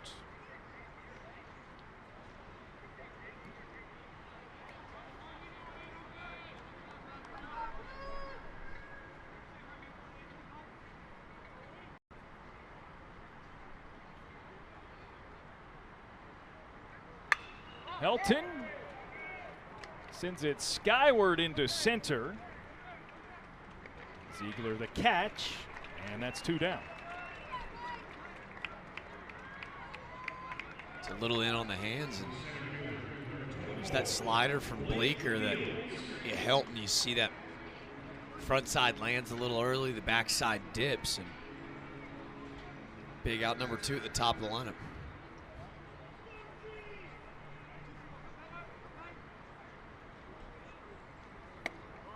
Wakefields takes a strike on the inside.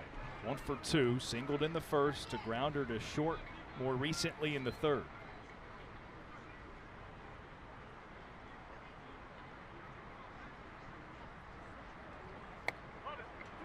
Strike 2, pumped in there at 92 miles per hour. A lot of intent. Like Bleeker moving with a lot of pace. Great feel, has manipulated the rubber.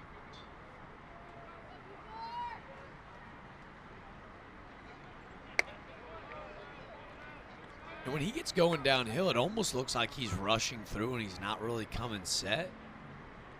Directionally, he gets downhill and he gets great extension off the mound.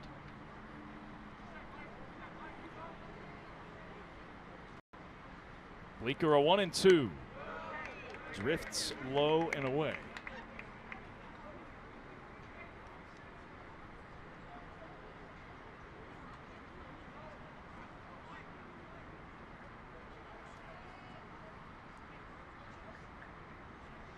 Two and 2 to Fields.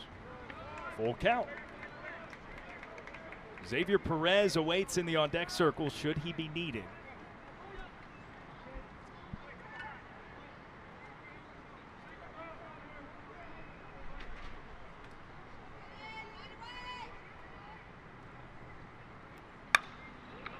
It's on the ground. Schulte on a hop.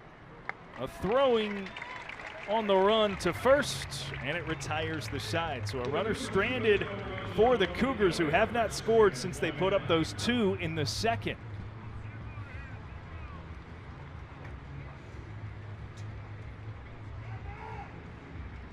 We have a beautiful hospital, a hospital that was designed not to look like a healthcare facility. It has a warm and welcoming environment for our guests and our patients that come in, but it's really what's inside that building that makes the biggest difference. We have a dedicated group of professionals here that have been going above and beyond for this community for the past 2 years since we've been open, and really have a passion for providing outstanding care in a warm and welcoming environment.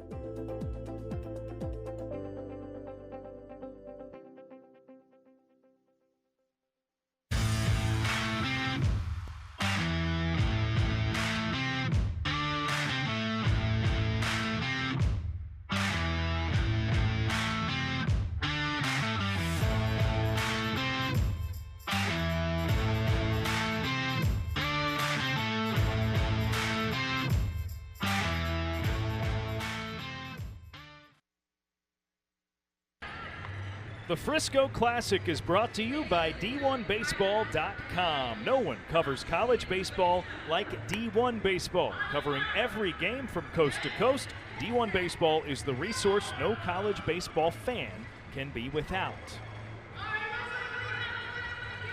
So glad you're with us here on D1 Baseball. Jack DeLongshaw, Darren Vaught, bringing you game 1 of day 2 of the Frisco Classic. It's been a nice bounce back to this point, Jack, by the Hawkeyes. But still plenty of time for Houston to get back into this one. Yeah, Bleeker's been brilliant. We thought it was going to be Johnny Holstaff day, and he has powered through 3 really clean innings, stifling this Houston lineup. You look at the hit category, 8 for Iowa, resulting in 5 runs, 7 knocks for Houston, and only 2 runs to show for it, coming off the bat of Sabathia for a 2-run homer. Houston's got to find a way. Iowa's moved a ton, a lot of hit and run. I've seen some bunt. They've been really creative in how they've scored this afternoon. Ryan Rodriguez continues on the mound for the Cougars and pitches a first inside to Matthew Burt.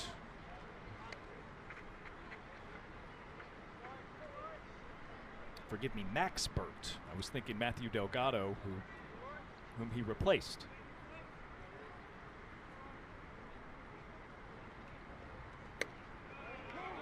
There's a called strike for Rodriguez. It's 1-1. Yeah, Burt and Delgado, who've both gunned out runners behind the plate. They've loved to platoon that position, especially with a lot of youngsters on the mound. Be able to handle the staff with 2 catchers you really trust. Quite the luxury. Burt leaves it on the top shelf, 2-1. He's 0 for 1 since replacing Delgado struck out his first time up in the 4th.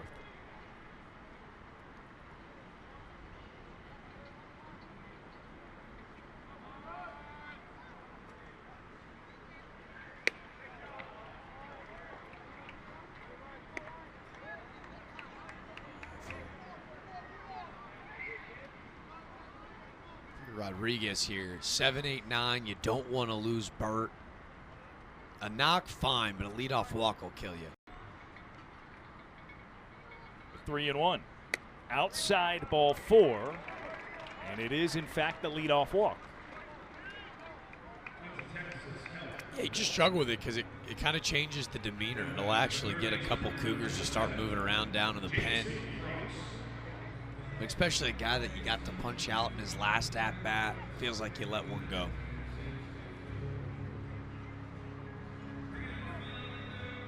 Jackson Frost is 0 for 2. Fly ball to right and a grounder to second, so he's been to the backside all day. Breaking ball on the first pitch from Rodriguez enters through the back door. Much better start. Picture perfect pitch.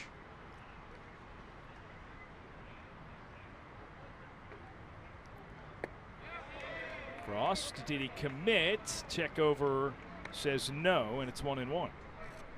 That whole front side flew right open. Frost, I'm not sure how he was able to check the hands. Great work not breaking the wrist.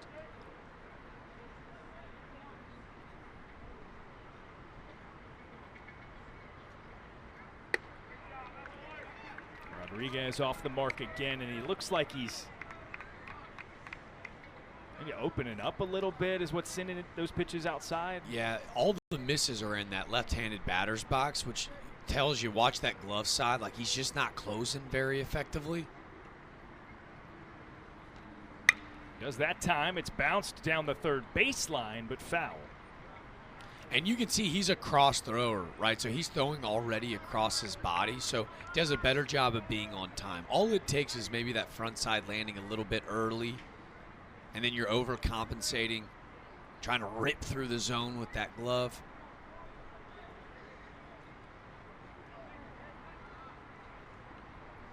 Two and two to Frost. Strike 3, dropped it in, diving toward the back foot. And I think the timing with the breaking ball, it's a lot cleaner right now. It feels like with the fastball, he's getting a bit sped up, whereas this slider, that's a frisbee from across the side of the zone, catches the inner third and big backwards catch. So Rodriguez, despite over the past couple of batters maybe looking like he's laboring a little bit, he's now fanned 3 of the last 4 that he's faced.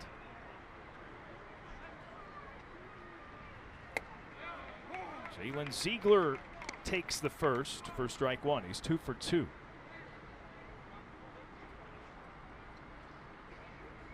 He has been the catalyst. Started off both scoring efforts in the third and fourth.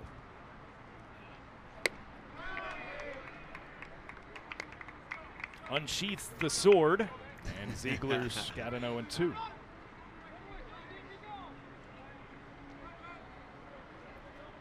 Unsheath is good. I didn't have that on my word bingo today.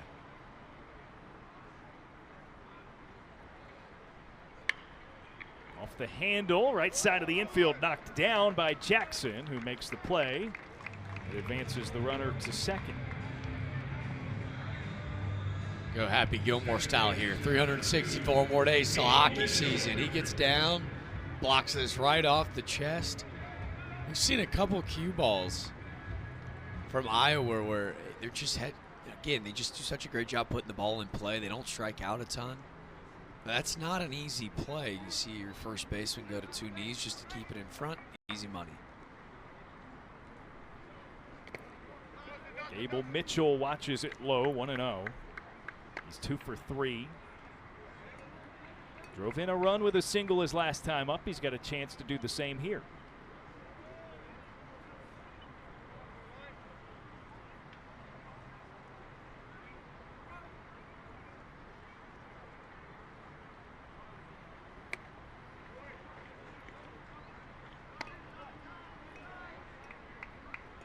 Bit more careful with this guy as Gable Mitchell continues to absolutely tear the cover off the baseball. And I do mean tear the cover off of it, as he had that double in the first that was like exit velo 60 miles per hour. Like, hitters hit. Leans out of the way, 3-0. The problem is, yeah, you got a base open. He's hitting over 500, but Caleb Wolf's hitting right behind him. Is 2 for 2 with. He had that sack bunt in his first go-around. He handles the stick well. Rodriguez misses inside, and it's ball 4. First base was unoccupied, so they're at first and second now for Caleb Wolf. But you got to go your lefty, right? So now Wolf with Schulte on deck, who absolutely rakes too. So this feels like a must-have spot. Not a ton of urgency in that Houston pen as everybody's still taking cover. If Houston wants to get back in this game, this feels like a big moment.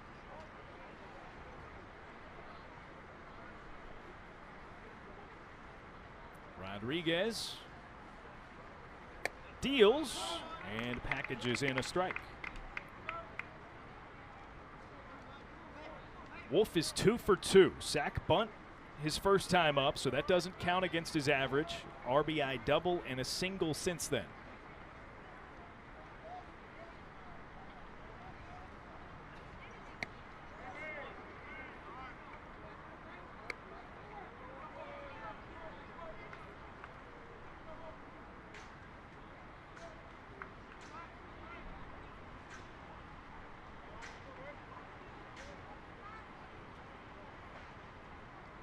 Rodriguez, the 1-1. Drift slow and outside, 2 balls and 1 strike. 3 firm heaters to start the at-bat with Wolf, all of them at 91 miles per hour. Got to be careful to spin. Wolf spin all over the slider today.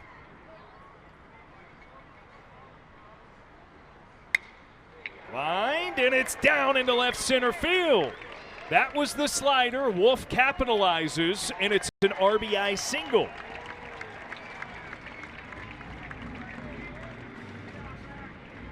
And leadoff walks always seem to bite you in the tail, and it's a slider low and away. And watch him stay so strong on that front side. It's like he was sitting all over it, man. He does such a great job hitting spin. And he makes him pay for another mistake.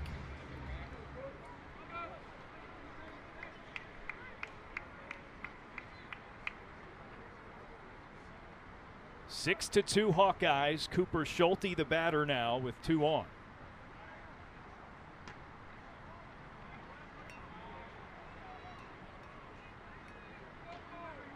Gable Mitchell, we know, very aggressive on the base paths. He's the lead runner.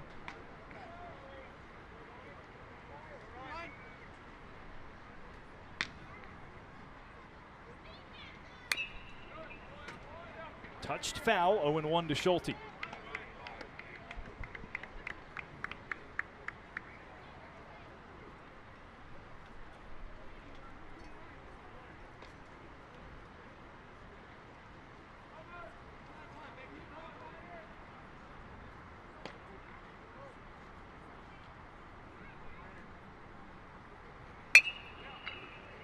Chopped over to second. Syntec a throw to first, and it strands a pair for the Hawkeyes, but they tally one more, now leading by 4. 6-2 the count in favor of Iowa.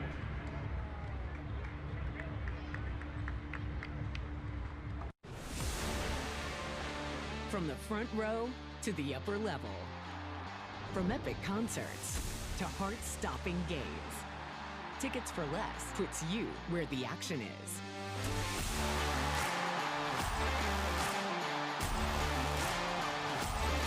Experience the thrill of live events like never before. Every seat holds a story. Find yours at ticketsforless.com and never pay service fee. It was a simple idea. I wanted to make a bottle for myself that I could use for everything. It needed to keep my drinks cold, have the ability to mix my favorite drinks, and be easy to carry and clean. I didn't realize how many people would love their ice shaker and how it would change their lives. Hi, I'm Chris Gronkowski, former NFL player and the creator of Ice Shaker. I created Ice Shaker to help us all live an active and healthy lifestyle. Grab you an ice shaker today.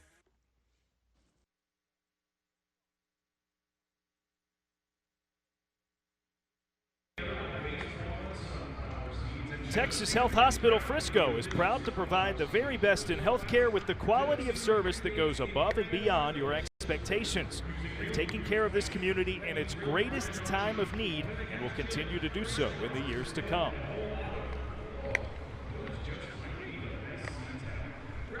Beautiful park here, Riders Field, home of the Frisco Rough Riders, Texas Rangers affiliates. They got a lazy river, a berm that's perfect for a nice day like this. Great views, tremendous weather, even a couple of basketball hoops on the concourse. Something for everyone.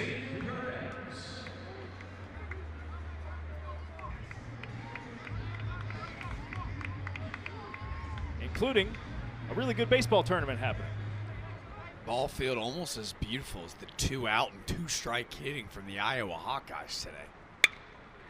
Xavier Perez, first pitch swinging, clubs it onto the ground. Cooper Schulte from shortstop makes the play. He's made a lot of those. He's made a lot of those. I asked for a lot of Cooper Schulte, and I got it. They're force-feeding him the baseball. If I'm Houston, I'm like, can we just hit it to anybody but that guy?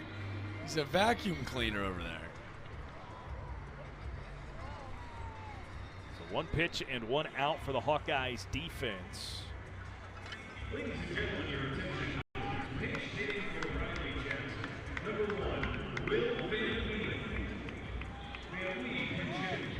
Will Van Wee will be the pinch hitter in place of Riley Jackson, who was 0 for 2 with a couple of strikeouts in his 2 plate appearances today.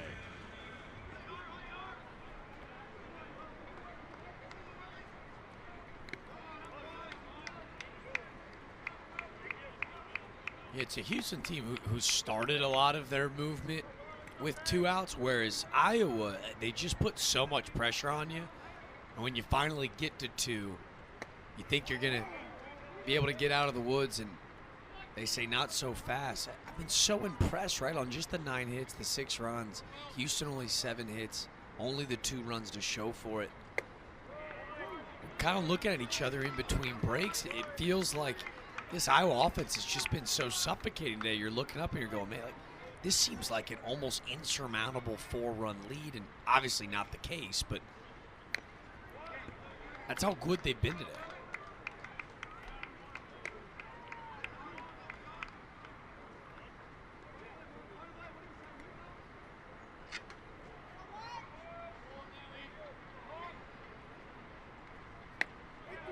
Strike 3 called.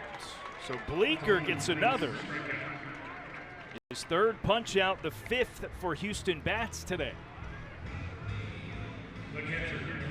Interesting pinch hit spot. It's the hardest thing to do in the world, but Will Van Wee, with not a ton of ABs on the year, takes a seat.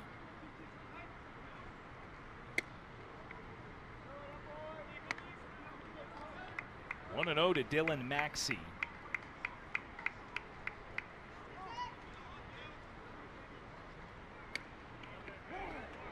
called strike to even it up. Maxey 2 for 2. Both singles of the infield variety his last time up in the fourth.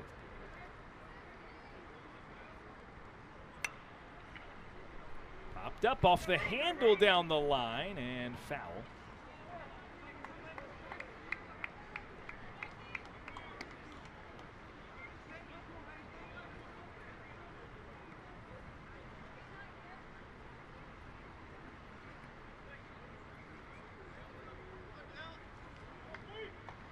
Bleeker suddenly a strike from getting out of a quick side. Nicked back into the backstop. Maxey hangs in there for another. Seen a lot of hilarious mannerisms from him on the mound. Again, a young kid. It feels like he's starting to grow into himself as a sophomore. A lot of moxie. Thought it was going to be, you know, pitching staff by committee today, and Bleeker said, "Hold on, boys, jump on my back." About to roll through his fourth inning of work. Pitch count still at 50.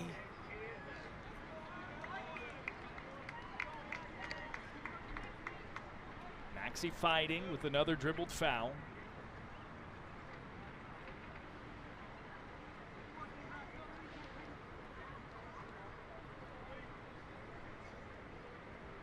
Bleeker again with 2 strikes, gets a wave and a miss. Strike 3, 4 innings in the books for Jaron Bleeker in relief, and 4 runs the lead for the Hawkeyes through 6.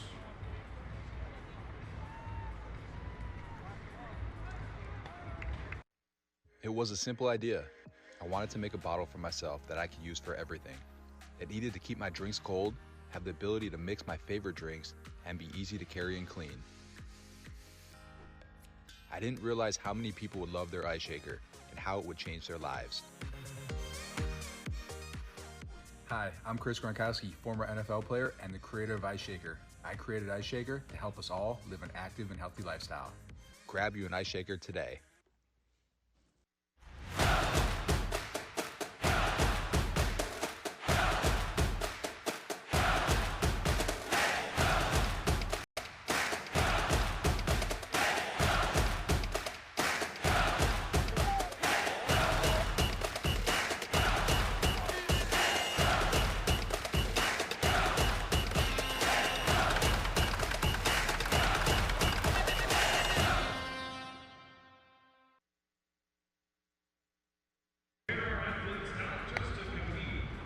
A dizzy bat race without the bats, evidently, here in Frisco.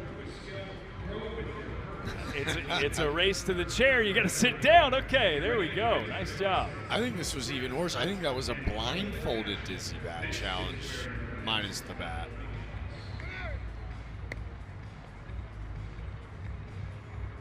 Listen, minor league baseball seasons are long. You know, you got to keep yourself entertained. You got to get creative.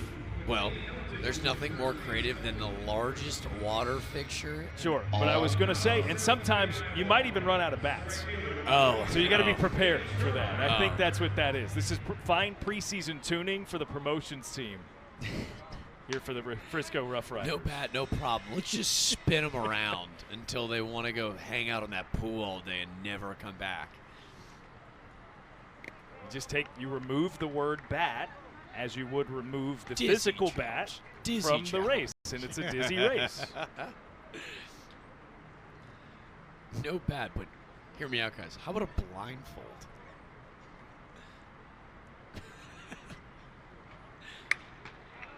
Kellen Strohmeyer fouls it out of play. He hit one 109 miles per hour off the bat his last time up and did not get a hit. Baseball. So unjust. Ryan Rodriguez with a miss inside.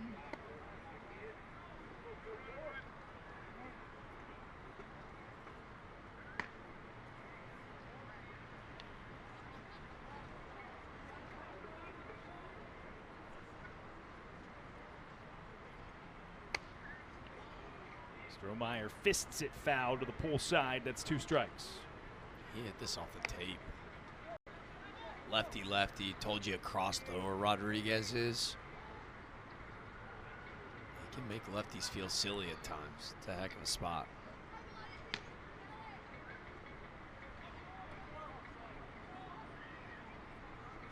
One and two from Rodriguez.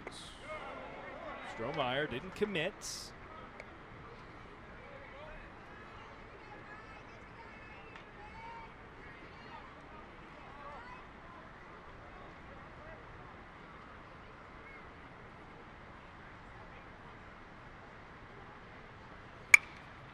Punched up the middle, gloved by Rodriguez. Nice play on the mound for the first out. Strohmeyer again is doing, what do I have to do to find a hit today? Cat-like reflexes from Rodriguez on the mound, and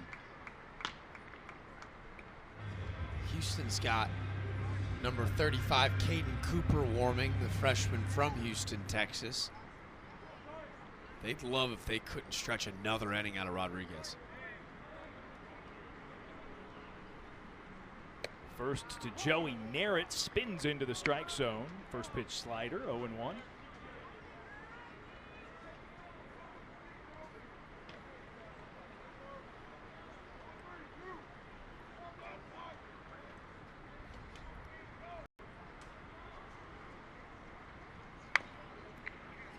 Dribbled right back for Rodriguez again.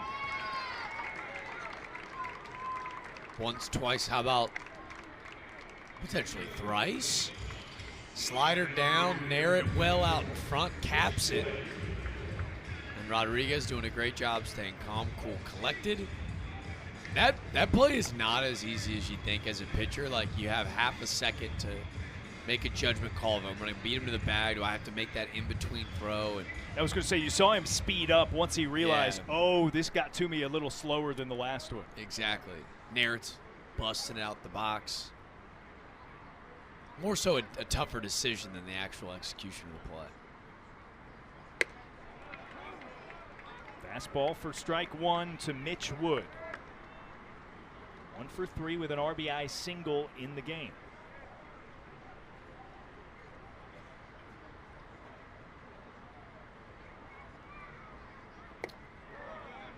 Wood lays off. I'll tell you what, Darren, I've been really impressed with this Iowa team. I think we both kind of came into today going, well, what are we going to get out of the Hawkeyes? Yeah. Like, this is, it just feels a little off after last night just because of the injuries. Not the talent, but the injuries. No, another one. There he is again. 3 for 3. Yeah, we see Coach Pearson.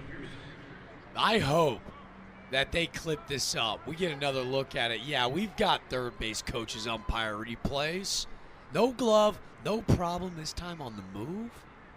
Slight work.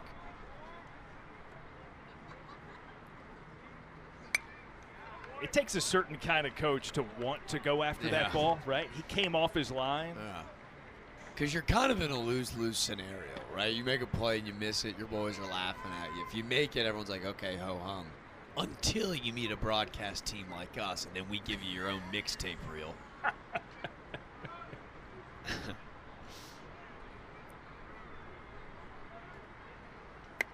I want to go back to Hawkeyes, though. It feels like across the Big Ten, we've seen some slow starts from a lot of, like, big-name schools. Obviously, UCLA, the #1 team of the country, but Michigan, Michigan State, Indiana, not off to great starts. Like, the Hawkeyes, their style of play are going to be right there in the thick of it this year. Dropped in for strike 3, Ryan Rodriguez. Again, it's the Hawkeyes to go in order. He's been really good in relief as well, keeping Houston in it. It's a 4-run game midway through. Let's stretch it. Texas Health Hospital Frisco is proud to once again sponsor the Frisco College Baseball Classic. This is a special year as it's the 10th year for this tournament here in Frisco. We are so excited to welcome those of you who are new to our area and those of you who live here but are out for a great baseball tournament. We are proud to be community partners with this organization and hope that you enjoy the weather and the rest of this weekend. Have a fantastic tournament. Play ball. We have a beautiful hospital, a hospital that was designed not to look like a healthcare facility. It has a warm and welcoming environment for our guests and our patients that come in, but it's really what's inside that building that makes the biggest difference. We have a dedicated group of professionals here that have been going above and beyond for this community for the past 2 years since we've been open, and really have a passion for providing outstanding care in a warm and welcoming environment.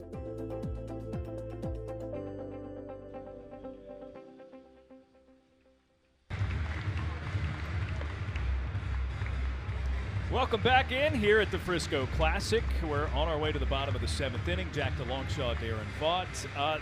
You've been impressed with Iowa in this one. A great bounce-back effort after losing by 10 runs to Alabama last night. Yeah, remarkable relief pitching out of Rodriguez for Houston, but Bleeker for Iowa stopped all bleeding, if you will, and allowed this offense to circle their prey.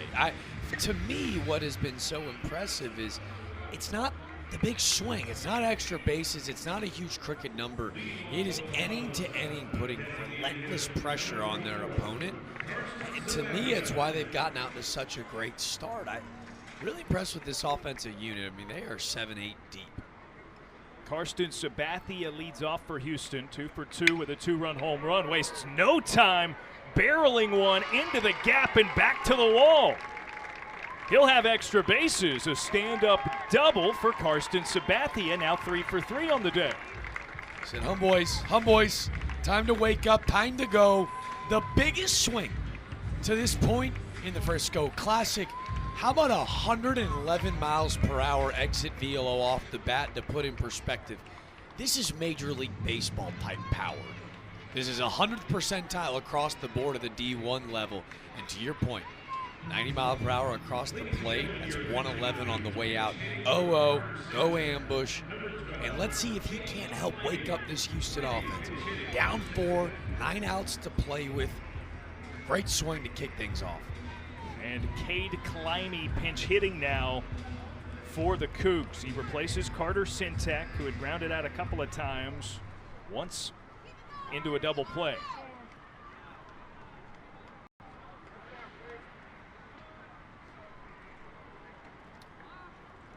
Houston's got to score Sabathia. They don't need all 4 right now. Find a way to win each inning, put a little bit of pressure on Iowa. Climby takes, and it's 1-0.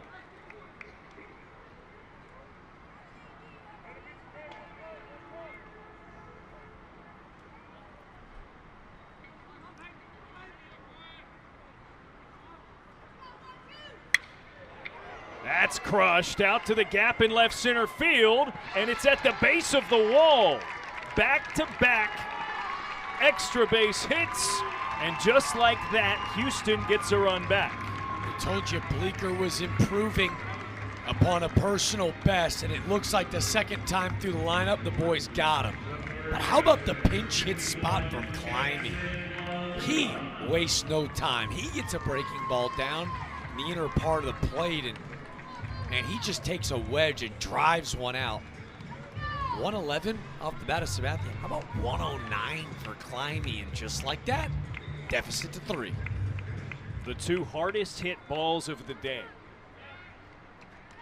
And that will elicit a visit.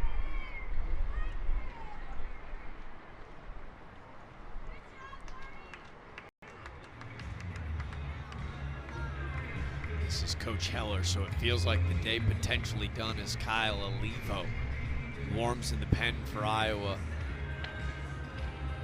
Pitch count at 54. What do you think there? Has he earned the leash to ask for a little bit more time? I think if you're Iowa, you're probably pretty happy with what he's given you. And you want to get something fresh in there. It looks like that will be the case with Olivo making his way down the steps down the right field line and making his way to the mound. So a great effort from Jaron Bleeker to keep Iowa out in front.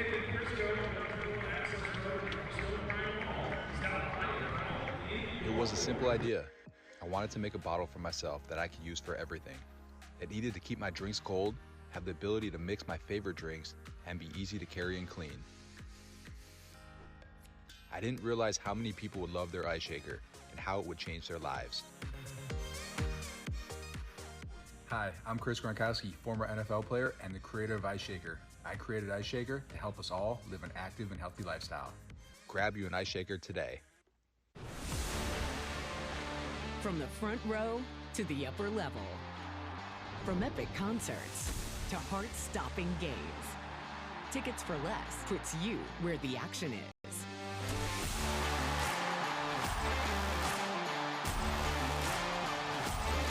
Experience the thrill of live events like never before.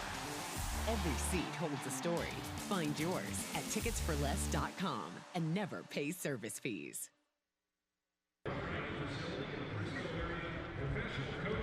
All right, so doubles by the first two batters for the Houston Cougars. It brings up Jackson La Lima, and he will be the first to face Kyle Olivo, two-way player who we saw in the batter's box in their game last night, late going against Alabama.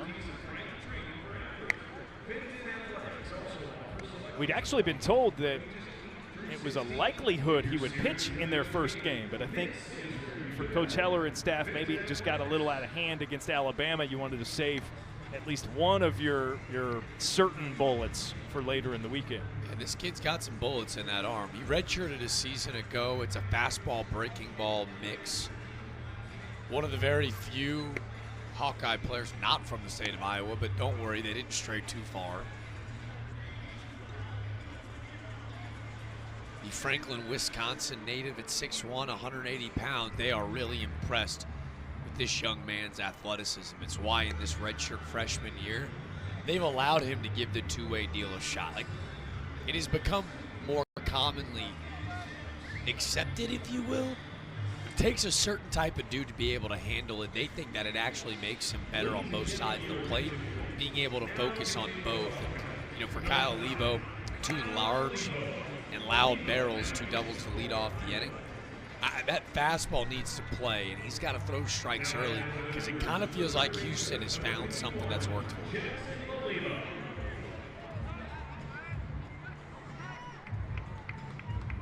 So Jackson La Lima comes up, 1 for 2 today.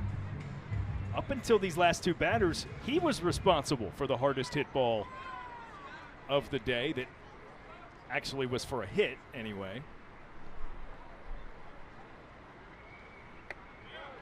Scoots out of the way, and it's 1-0. The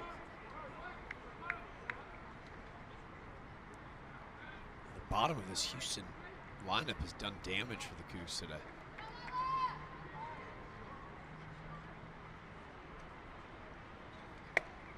Big swing and a miss, 96 miles per hour. Told you it was lively.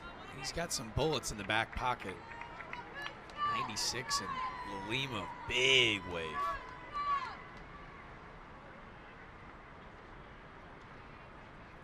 One and one. Shot out to right field. Strohmeyer right there. Runner trying to advance. The throw to third, not in time, as Climby slides in safely. That's great base running. Like, phenomenal base running to the point where you can almost see Strohmeyer going back. He's able to get behind this baseball, but Climby dekes it to the point where he's about halfway, and then he gets back to the bag really quickly, and it looks like it almost throws Strohmeyer off. And now Houston going to get a bit creative because they can. Great tag up from second to third, and this is a coach's only meeting. Leave the players out of it. Not sure if I've ever seen this before. Yeah, the coaches convening as well as the players separately in their own little huddle. Huh. Very intriguing. That was very, we're in crossover season. That felt very Hoops-esque to me. Where sometimes you'll see player run deals. Sack fly puts him in a good spot. Great piece of hitting from La Lima. That's 97, by the way, at the top of the zone. And he's able to spray it the other way. Essential for Houston to cash in this runner here. Tyler Cox is 1 for 2. Just one away with the runner at third. So a lot of ways you can do it to get that runner in to score. Iowa's corner infielders in, middle infield back.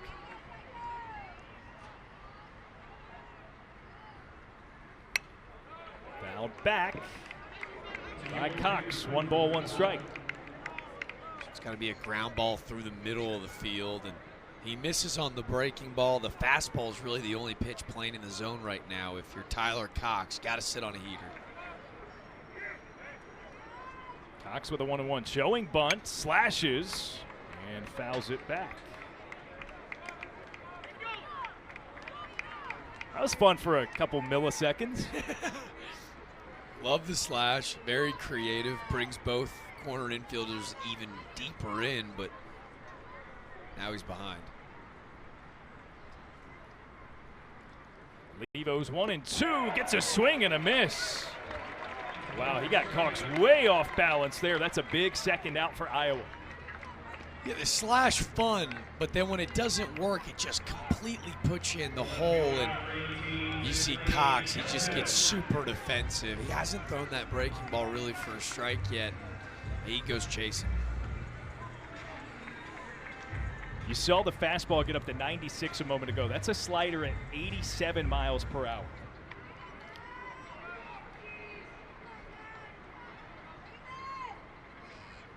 Top of the order, McLean Helton looks at a fastball 97 on the radar.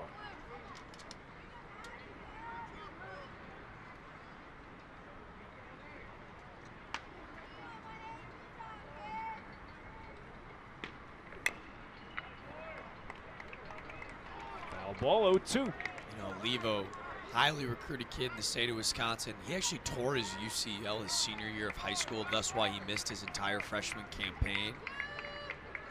He gets a punchy here. He's going to go nuts on the way back to the dugout. He was up to 98 on that last pitch.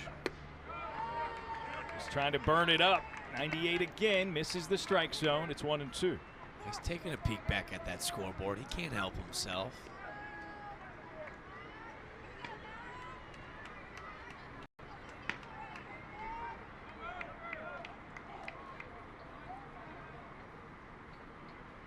Levo again with 2 strikes, changes speeds and gets a swing and a miss. Oh, a savvy 2-strike pitch, consecutive punch-outs for Levo, and he strands the runner at third.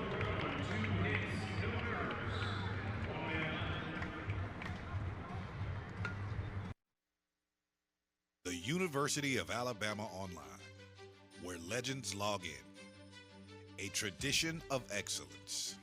Choose from over 100 affordable degree and certificate programs that fit your budget and schedule. Earn the same degree as you would on campus, with the same affordable tuition rate for every state. UA Online. Advance your career and change your life. Get started today at online.ua.edu.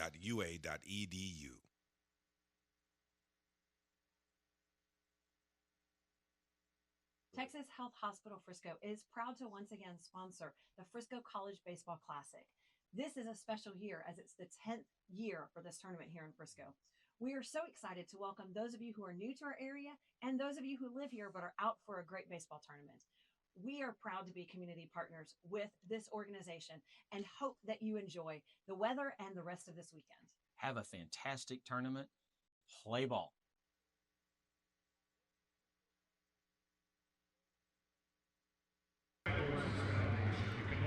So a big defensive stand, if you will, for Iowa prior to the break, and they head back to the plate, still with a 3-run lead for the top of the 8th.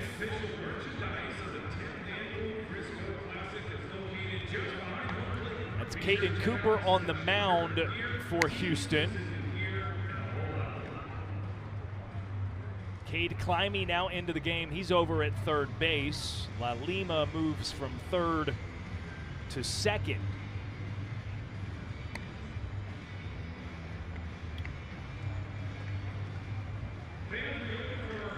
Levo able to strand that second double off the bat of Climbing will now turn things over to the big 6'7", 200-pound freshman. What are they feeding these kids? Caden Cooper. big, long, wiry freshman, a Houston native, and it's another big arm. Not quite Kyle Olivo at 97, 98, but this is a kid that they were really excited to keep, obviously in their backyard, able to keep him home. He's looking to keep this deficit now with 3. Again, 8th inning, 6 outs to play with if you're Houston for that offense. The time is now, but it doesn't have to happen all at once. Big doubles from Sabathia and Climby have kind of cut into it. And with the bottom of this Iowa offense up, perfect time to get Cooper into this game. 7, 8, 9 due up for the Hawkeyes, beginning with Max Burt, a strikeout and a walk through 2 plate appearances. First pitch swinging. There's the Iowa Hawkeye offense we know and love.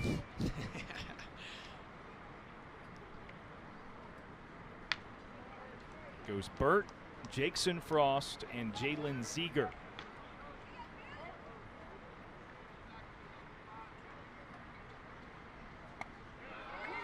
Burt looks at a breaking ball for strike 2.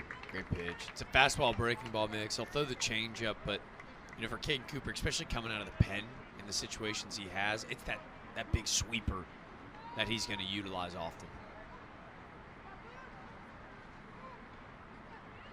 The 0-2.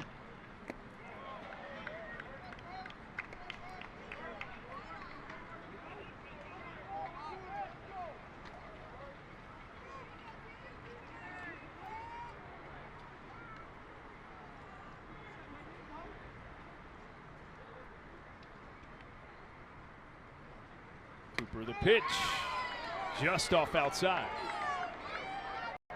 And you see Cooper, he closes himself off. Another cross thrower for Houston. It's not quite a high 3/4 arm slot, but he hides the baseball so well. So even a fastball at 87 to 89 miles per hour, it gets on these hitters quicker than they anticipate. 2-2, knocked onto the ground over at shortstop. Gloved and tossed by Tyler Cox for the first out. Great work to get the first guy. Cooper making his 4th appearance of the year and understanding the magnitude of it. It's a lot of pressure for a young guy getting to pitch in these high leverage innings. Quick start.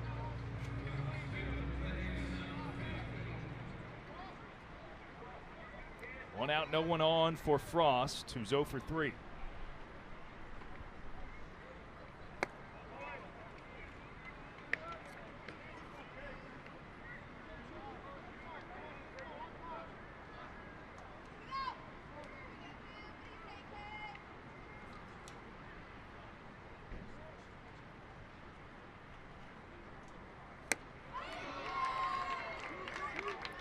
Frost unable to connect. Weirdly looked like he was out in front of 88. Yeah, you know what, too, with Cooper, again, it's such a deceptive arm action that for right-handed hitters, you'll see him climb up onto the mound right now. He is as far right on the rubber as you can possibly get. So you mentioned him being way out in front of that fastball. I think it's really because they're kind of guessing right now. He does such a good job of hiding this baseball until it's right on you. With 2 strikes, gets a swing and a miss. Went with the off speed, and it fans Frost for the second away. The Houston native sounds like he's got some fans in the building. Great pitch, dug it out. But the job not done yet, because it feels like every time Iowa gets things rolling, it's Ziegler here at the bottom of the lineup who's had a great day. Jalen Ziegler 2 for 3. Singles and runs scored both times up in the 3rd and 4th. Grounded out to first base his last time up in the 6th. This has been a pleasant surprise at the bottom of the order and in center field for Iowa. They had their starting center fielder, top of the order guy, Miles Risley, go down to injury. Ziegler into the air. And it makes its way foul. They caught it off the wall. Does that count? I don't think so. Basket kick, catch over the wall. I don't. Banana Ball is going to be here in Frisco soon. That's true. In the next week or so, I think, is what I was being told earlier. I'm not sure there are rules, but That could have been an out, maybe. I don't know. I'm not hip. Yeah, I'm not keen on those rules either. It should, though. They should implement it. I'm with that. Yeah. Maybe not off the wall, but they do have the thing where if a fan catches it, it's That an out. rules. Big fan of that. That rules. Oh, I guess I wouldn't if I was a hitter, but My thing with that is, and I know this isn't the case because the volume of games that they play is so great now that you would have heard about it. If a fan catches a foul ball, I mean, you could have a really quick game theoretically. well, I think that's their whole business plan. They want it to be quick. I mean, in and sure, out. but you don't want it to go that quickly. Well, you think too, right? Like they sell out every venue they go to. They're the biggest show in town. So if theoretically they sell out every ballpark and everyone shows up with a glove, we got to be making plays. That's what I'm saying. If every seat's filled, Yeah. every foul ball is likely an out. Yeah, maybe I change the rule. You got to catch it barehanded.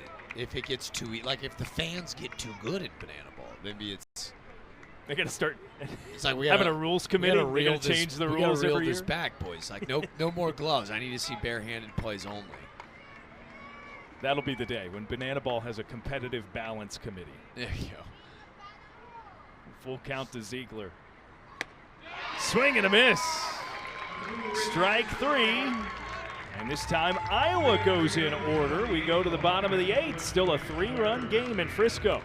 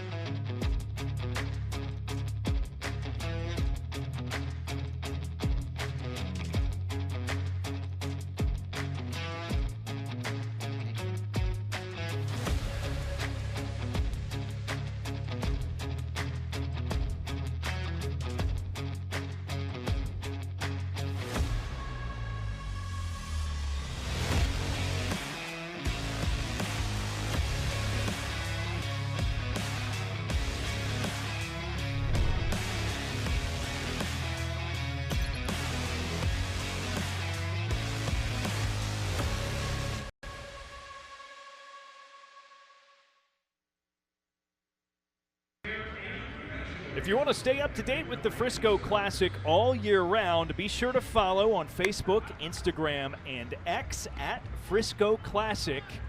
And you can visit friscoclassic.com for information on future events.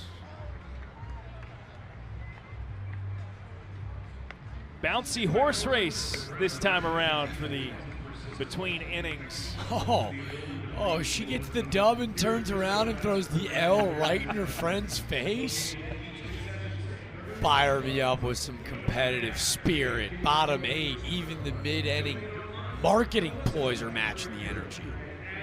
I think you're making a pretty hefty leap assuming that those were her friends. Wow. Given the behavior there. I mean, if a stranger's hit me with that, I'm going to have some real words for her after a big L. 2, 3, 4 batters for the Cougars here. Houston trailing by 3. Not much time to make that ground up. 6 outs to play with, and a freshman that's chucking 96 right at you stands in the way. Oh, how about this? Look at the quick pitch. No leg kick necessary. The freshman is feeling himself. It's always so interesting to watch these guys with high emotions come back out for the second inning. I'd say he looks all right. Quickly into the motion. Heaves it high of the zone, 96 miles per hour. You got up to 98 in the last frame.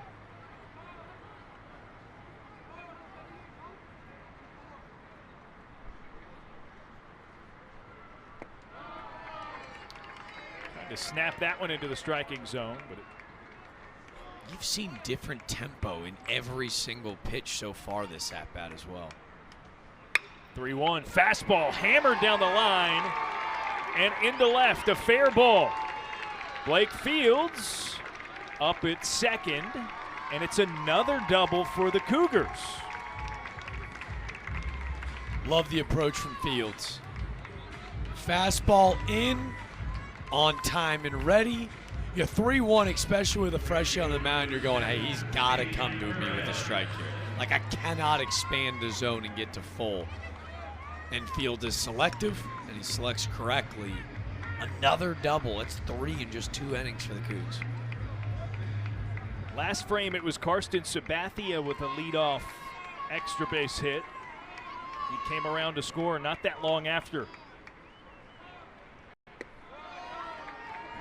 1-0 to Xavier Perez.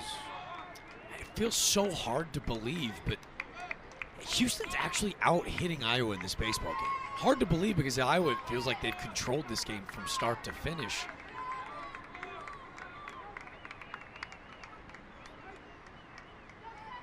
Olivo to the plate.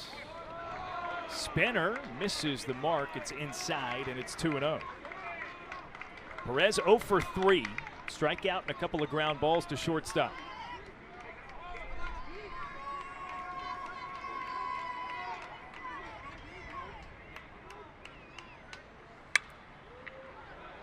Out of play on the foul ball. It's 2-1. I've already seen Olivo from the stretch.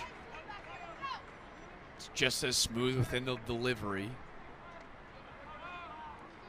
Now for the second time, he's looking to strand another runner out at second base. If you're Houston, gotta find a way to score him. Ground ball on the backside will at least move him to third with less than 2. And on the hands, the breaking ball started inside, didn't really cut much. And Perez now with an even count, 2-2. Yeah, it looks like Perez is just swinging out the hand. 2-1, breaking ball, couple pitches in, kind of bails Olivo out.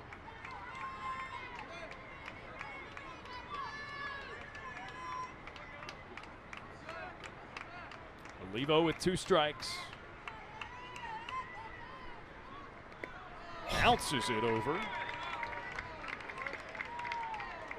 That slider up to 86. Remarkable work by Burt, right? Just keep that ball in front. Again, not only does it change the mentality of a pitcher, especially, freshman pitcher, but the identity of a hitter with a runner on second, with a runner on third, with less than 2 completely changes. Good work by Burt. Full count pitch. And it's right back up the middle. A base knock for Perez. Fields across. An RBI single for Houston.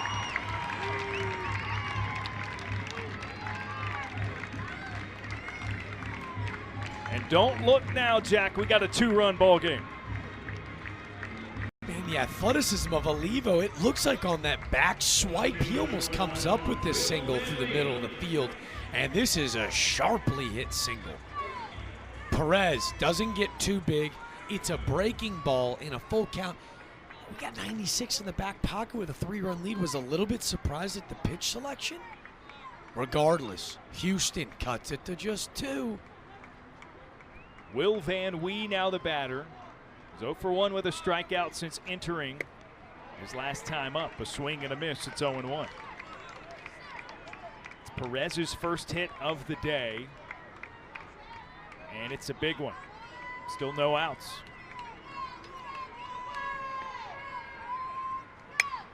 Van Wee slices it foul. He's down 0-2 fast. Perez standing over at first, 3 for 3 in stolen base attempts this year. Do you trust Van Wee enough to protect Hero 2? Do you try to get him in motion, get the defense moving a bit? Olivo quick to the plate, misses outside 1-2. Yanks that 97-mile-per-hour fastball, that left-handed batter's box. Hey, if I'm Olivo, I'm riding and dying with that fastball. I'm making Van Wee ambush that pitch. Goes off speed Burton gets a swing and a miss. What do I know? Make it nasty. I just think I'm jealous because if I could throw 97, you feel like you're on top of the world. But when you got a breaking ball that tight, why not? Well done by Olivo. That's the first away. Runner stays put at first. Now Dylan Maxey. First pitch breaking ball.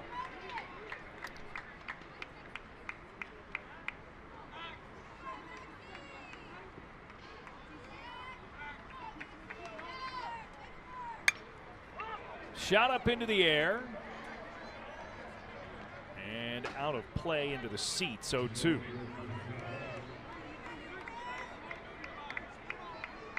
Much better job by Olivo in these at-bats, getting ahead early. And with Sabathia on deck representing the tie run, who's already left the yard once today.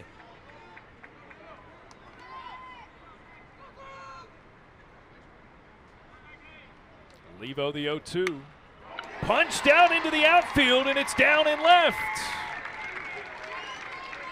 Base knock, Dylan Maxey, his third of the day, and it puts 2 aboard for Karsten Sabathia. Breaking ball out over the heart of the plate. He gets jammed up a little bit, but a bat head in the zone for so long. His third knock is a big one because now Sabathia represents the potential game-winning run. The infield converges on Olivo atop the hill.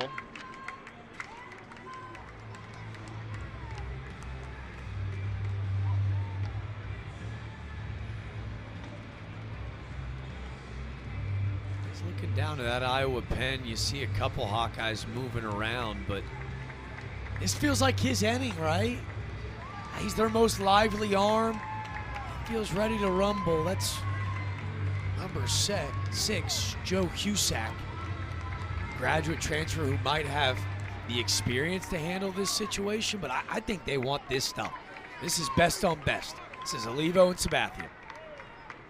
Sabathia 3 for 3 with a 2-run homer in the second. Looks at the first pitch, and it's a strike. 2-run shot, an infield single, and a leadoff double, most recently for Sabathia.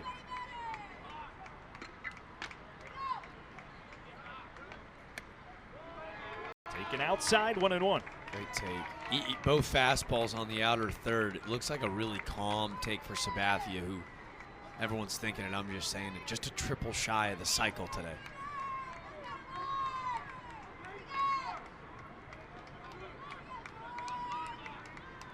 And it sails to the backstop. High hop right to Burt, but it took so long in the air, no chance to make a play, and now there are 2 in scoring position. Just a bit high from Olivo. And now, double play out of order, probably the biggest conversation point. But the tying run standing out at second base, he hasn't done it yet today. Even on the homer, he doesn't get too big. If you're Sabathia, just play a little pepper. Iowa's infield's back. They're going to give up a run for an out. And a timeout.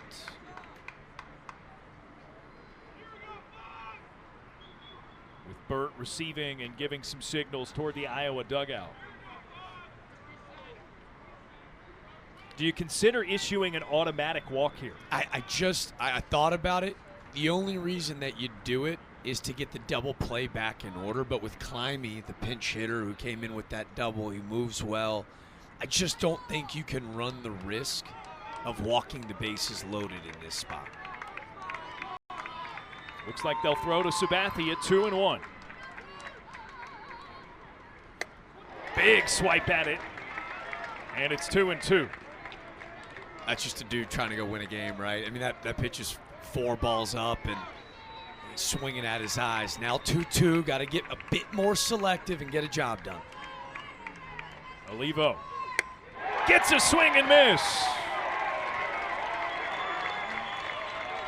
A big second out, Olivo's 4th strikeout. And when you got that stuff on the mound, that's why you can't walk there, right? 2-1. Sabathia almost strikes himself out on that spot, and then 2-2, 97, gassed up, shouty. Olivo an out away from pulling off Odeniak. Still 2 in scoring position. Climbing an RBI double his first time up earlier. And looks at a strike at 96 miles per hour.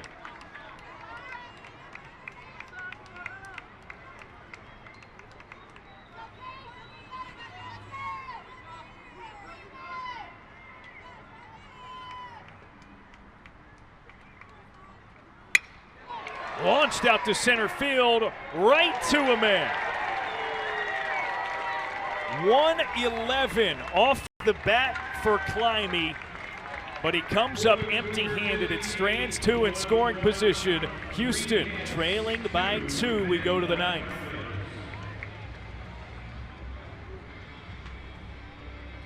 Texas Health Hospital Frisco is proud to once again sponsor the Frisco College Baseball Classic. This is a special year as it's the 10th year for this tournament here in Frisco. We are so excited to welcome those of you who are new to our area and those of you who live here but are out for a great baseball tournament.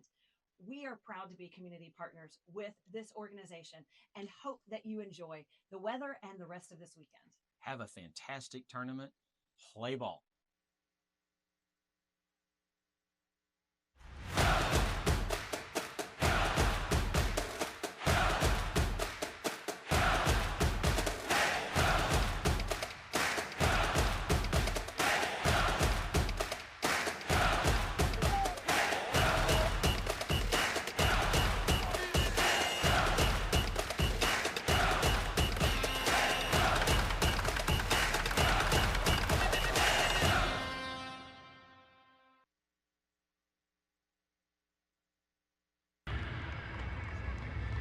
The dot race, as it is known, I've learned a little bit about this since yesterday when we were utterly clueless as to its existence. The Rangers, I believe, were the originators of the dot race. So it's been a thing that has had some staying power in their organization, including here with the Rough Riders. I guess I just love to know the origin. Like, was it just one day a marketing intern going, hey, I got an idea, hear me out? Because in Washington, you've got the president's race with the Nationals. Yeah. And in Milwaukee, that might be the most iconic race. I want to know the origin of the dot. I got to learn more. It's a homework assignment. Although, I mean, I don't want you to stretch yourself too thin because I'm almost certain trivia questions tomorrow won't be about the dot race, and I need your head right for those. It's fair. It's fair. It's fair.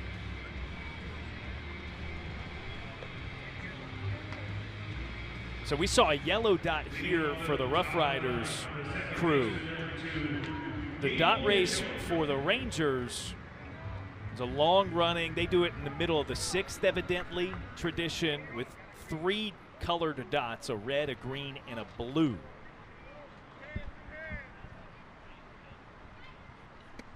But I'm told originally there was a yellow, so Frisco is keeping it OG here. Okay. It's got an OG feel. Yeah.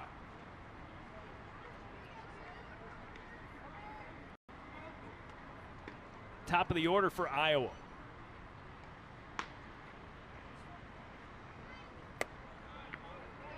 Couple of takes for Gable Mitchell. He's got a 2-0 count.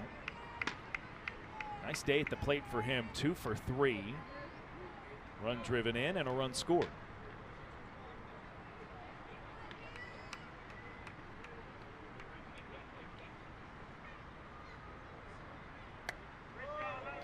And you just watching him do his thing, and he comes in with the gaudy numbers.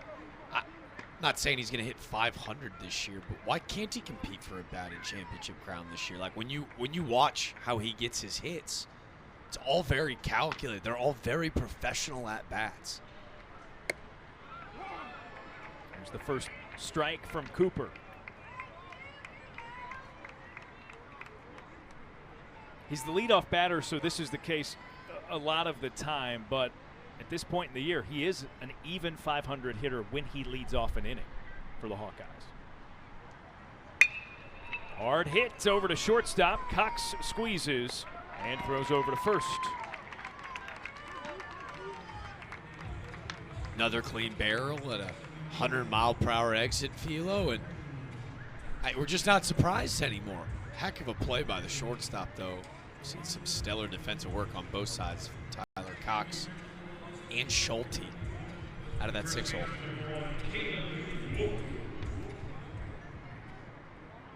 Caleb Wolf's 3 for 3. RBI single his last time up in the 6th. And a close eye on that pitch that misses low, 1-0.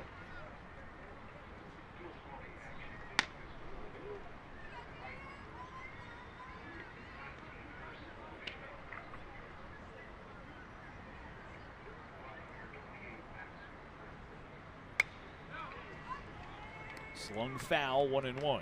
Fastball ticked up for Cooper right now. That one at 89, 88. One before at 90.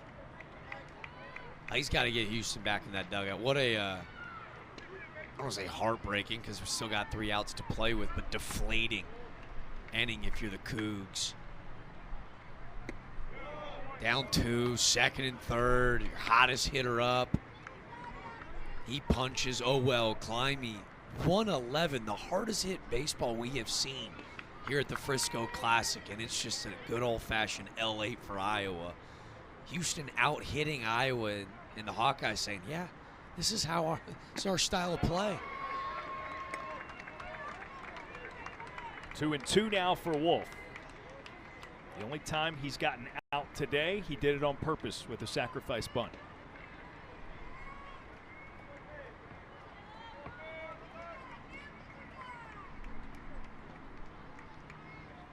Cooper misses low and in, full count.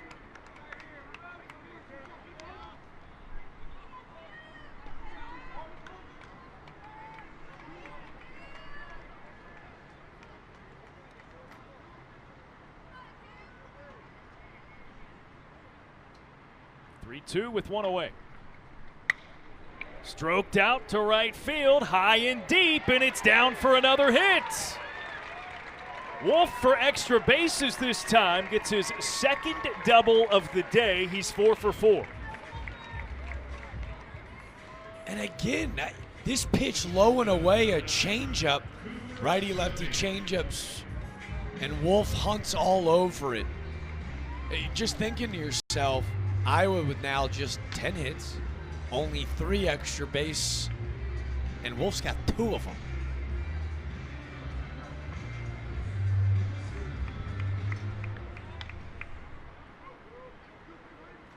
Man in scoring position for Cooper Schulte. 2 runs driven in already on the day. And he looks at first pitch, breaking ball that catches the strike zone.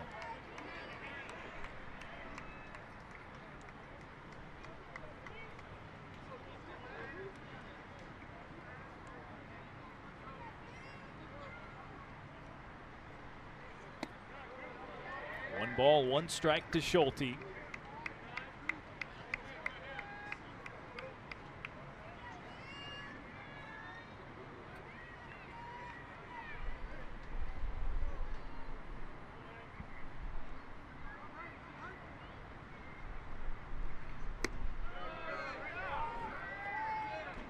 Two and 1.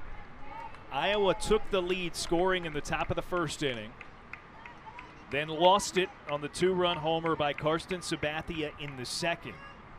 They regained it with 3 scored in the third and have not relinquished it since.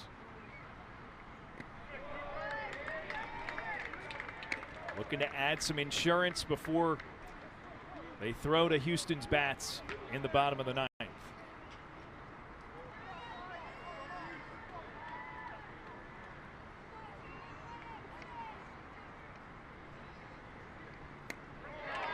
Ball 4, Schulte walks. They're at first and second with 1 down. He loses his righty and now will have to face a pair of lefties. We talk about those 4 of 5 lefties hitting at the top of this lineup. And these guys have been kind of held at bay, which makes you a little worrisome if you're opposing pitching coach going, hopefully this doesn't snowball into something more.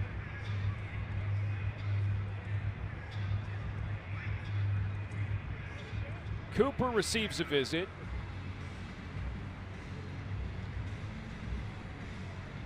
There had been some movement and some warming in the Houston bullpen.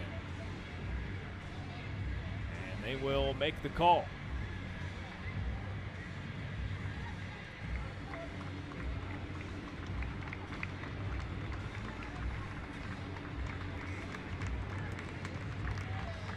Max McCrary enters the game for the Cougs when we return.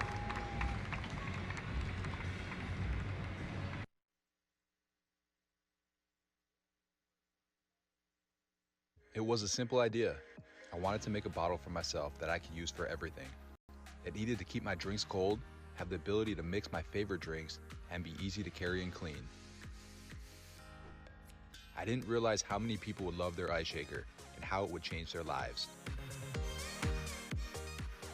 Hi, I'm Chris Gronkowski, former NFL player and the creator of Ice Shaker. I created Ice Shaker to help us all live an active and healthy lifestyle. Grab you an ice shaker today. From the front row to the upper level. From epic concerts to heart-stopping games. Tickets for Less puts you where the action is.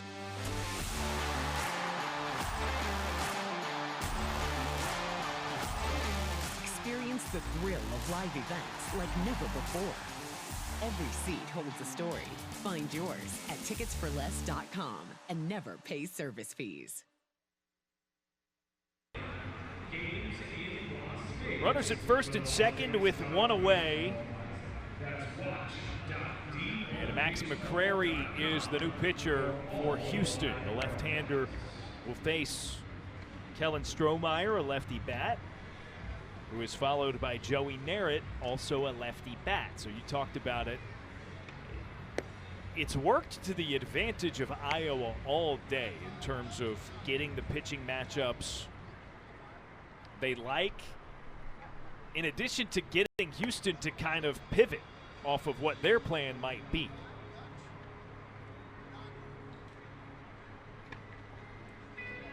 Wolf after a double, the lead runner at second. A walk to Cooper Schulte, he's at first.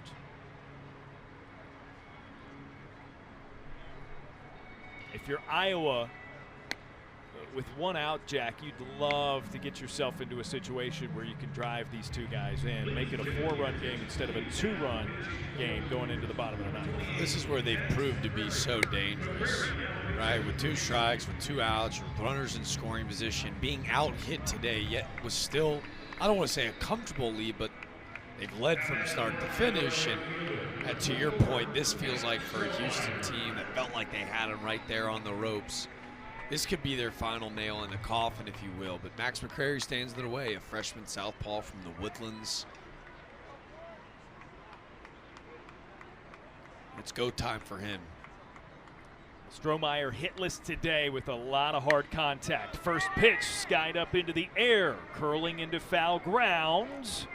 Climby drops it. And it's a foul ball. It's just the worst feeling in the world. He's had such a great day at the plate, but you wish he could just dig a hole and jump inside of it as this baseball kind of floats back towards the field of play. He loses sight. And now McCrary's got to bail him out. 0-1 to Strohmeyer. McCrary way onto the side of the rubber.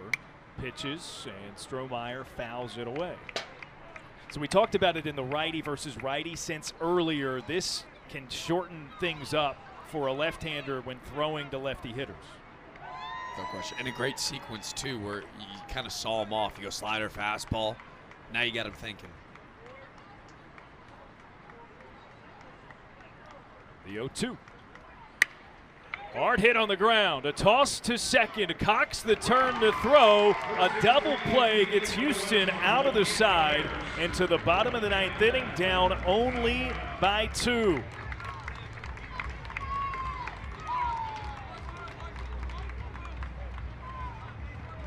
Texas Health Hospital Frisco is proud to once again sponsor the Frisco College Baseball Classic.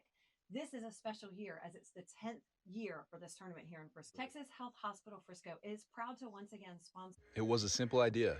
I wanted to make a bottle for myself that I could use for everything. It needed to keep my drinks cold, have the ability to mix my favorite drinks, and be easy to carry and clean. I didn't realize how many people would love their ice shaker and how it would change their lives. Hi, I'm Chris Gronkowski, former NFL player and the creator of Ice Shaker. I created Ice Shaker to help us all live an active and healthy lifestyle. Grab you an ice shaker today.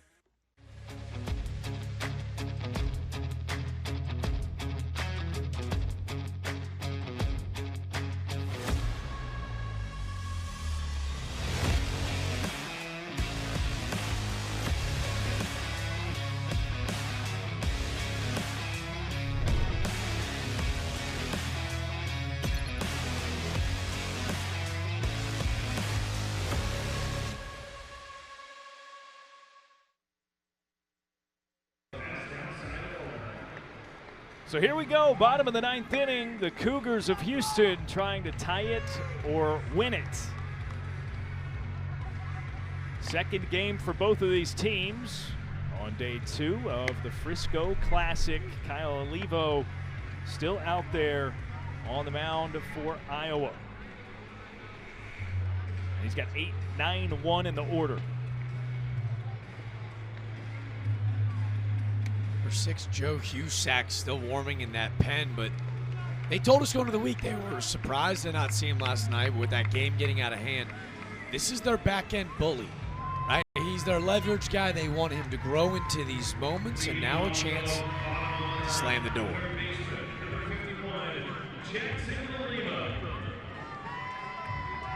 Jackson LaLima leads things off. 1 for 3, a hard hit double his first time up, but that was all the way back in the second inning. Here's pitch swinging away. He had it ready, didn't he? Oh, best on best, 96, fouls it straight back. Weak grounder to second base. Mitchell, 1 down.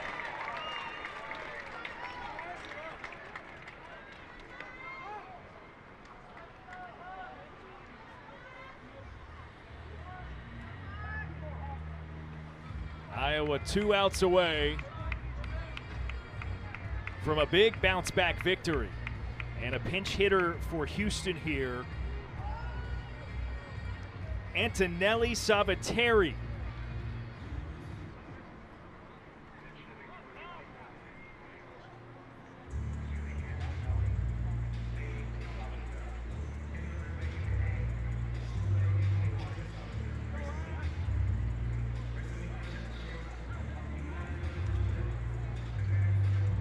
Extended discussion prior to the new batter's entry into the game.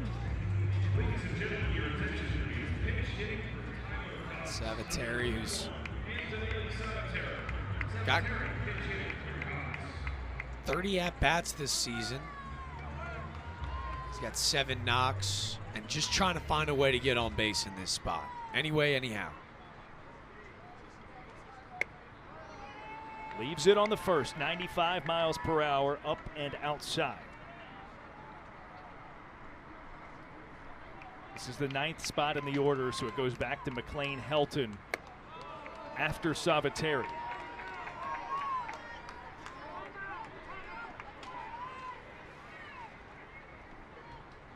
And now an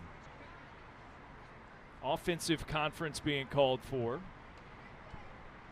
Can't take him home with you, but I guess it's just a little bit surprising to me because it's quick 2-0 count, right? Like in this situation, you're most likely take a strike, right, where the hitter's getting the box and I'm taking every pitch until I see a strike. The goal is to get on base, and I think that's exactly what's being relayed by Todd Whitting. 16th year skipper at Houston. It just is a little bit perplexing because you're like, well, you don't want to allow him to get back in rhythm, right? He can keep throwing balls, keep throwing them, and you think that message was relayed, but maybe re-emphasizing, if you will.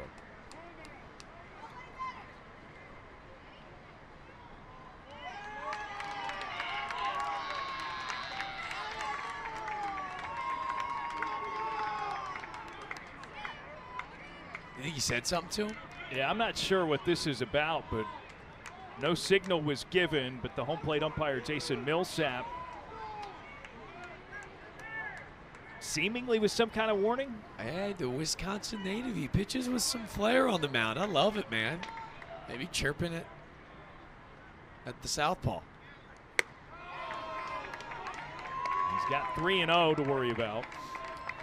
Oh, maybe this is the leadership of Whittings taking a second to see Olivo a little out of sorts. There's strike one to Salvatierre.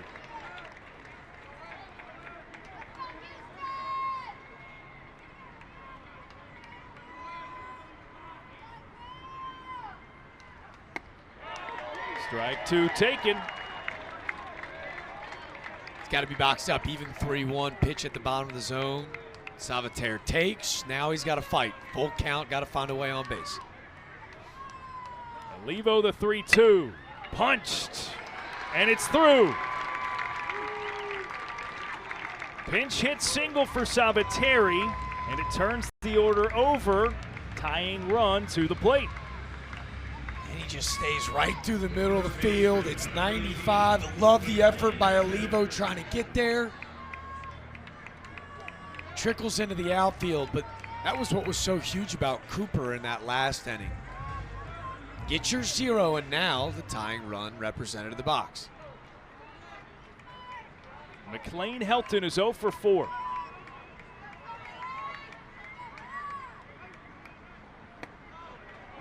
Watches it all the way into the glove, strike one.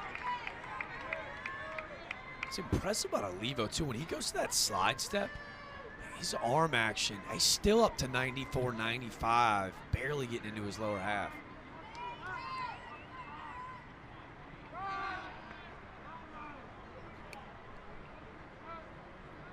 Salvatierre back to the bag, just one stolen base this season.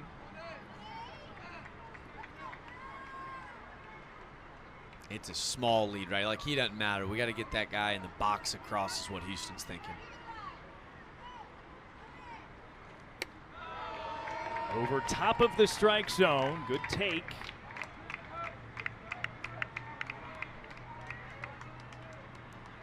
If you're Houston, you're thinking, how do we get Xavier Perez to the box?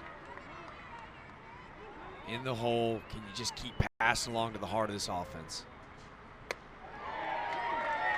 Helton takes strike two.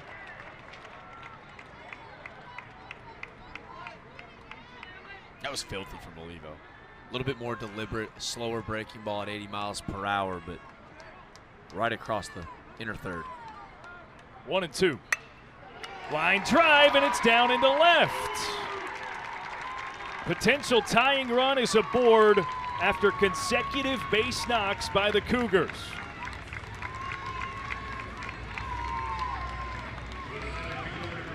It's just so impressive. 95.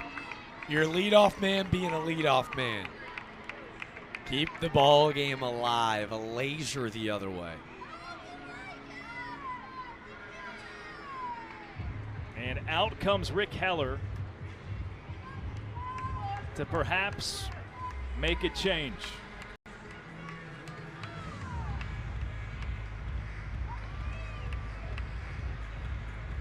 Olivo was really effective through 2 innings and a third. But consecutive hits, the 4th and 5th he's given up today, endangering this 2-run lead for Iowa in the bottom of the 9th, so they'll go to a new arm.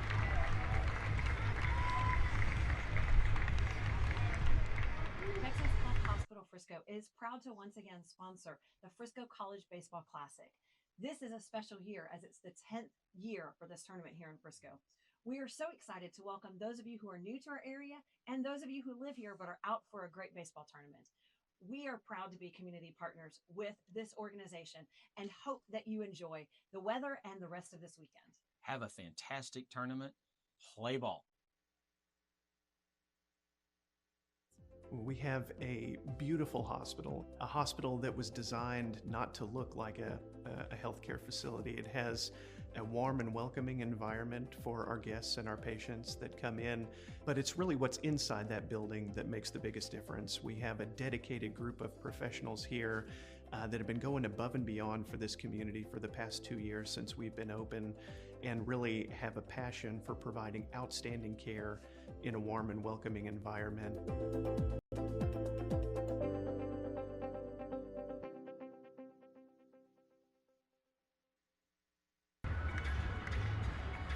Two-run game in the bottom of the 9th inning. Consecutive hits with 1 out for Houston. And the tying run is aboard the Cougars, as they did late with Oregon State yesterday, testing the Iowa Hawkeyes in their second game of the Frisco Classic. And now a new pitcher for Iowa, Joe Husak, the right-hander, the graduate. A lot of experience. You alluded to it earlier when he was starting to get warm in the Hawkeyes bullpen. Yeah, he's a guy that is accustomed to this moment. From bird to bird, he transfers in from Illinois State. The former Redbird, now Hawkeye, sits second all-time in Illinois State program history with 14 saves, 7 a season.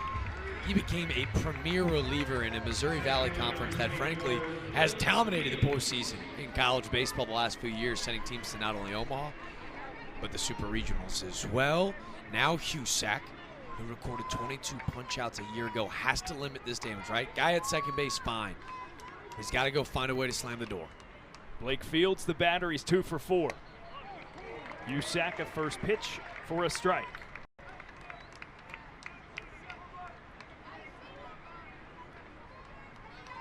Fields led off the 8th with a double and came around to score his last time up. Doesn't chase, 1-1. A little surprise defensively right now. Slight shift from left to right center field, a bit of a baby shift. I think he's done a good job, Blake Fields has, is hitting the ball the other way. I'd be careful in this shift. He fouls it back and has a 1-2 count. Nice breaking ball away. Fields just fouls straight back. Now 1-2, fight gets big. See him choke up a little bit shorter to the baseball now.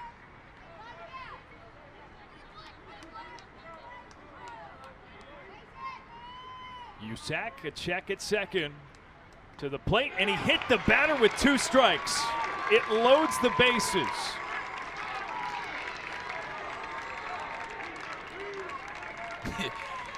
One, two in this stage of the game, a curveball backs up and hits you. If you're Blake Fields, that's like a kiss from the heavens regarding that HBP.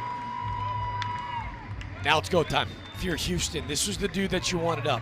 Xavier Perez, who entered today, hit .314. He led the team in hits, homers, RBIs, slug, OPP. Time for your dude to be a dude. He was a dude his last time up, getting his first hit of the day. It was an RBI single. Husak misses the strike zone on the first pitch, and it's 1-0 to Xavier Perez.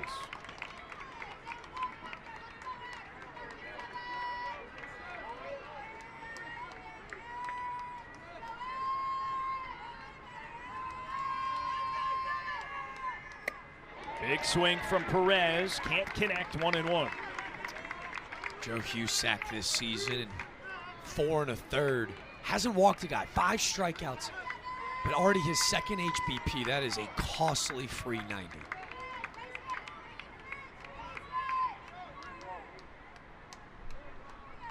The 1-1, nicked foul,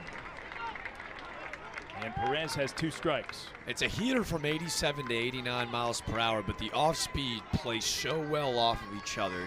It's It's really effective because the tunnel that it's coming out of. So when you see a guy like Perez foul that fastball at just 87 straight back, he's got him off balance right now. And again, 1-2. Got to go put him away. Perez lifts it, and it is foul. So he'll keep his 1-2. Sinker slider. This fastball up to 93. Husak reaching into the back pocket, showing a little something extra.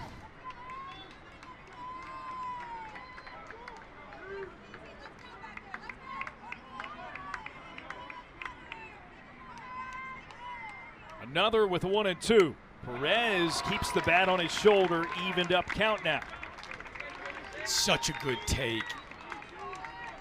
Off-speed pitch right off the corner. He's just trying to get him to nibble and chase out of the zone. Good pitch, better take.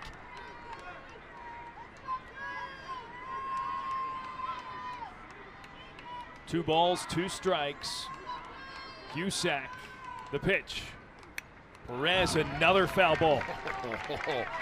That one up to 94 from Husak. And again, it's a perfect pitcher's spot. High and tight in on the hands. And Perez just plays a little bit of defense to stay alive.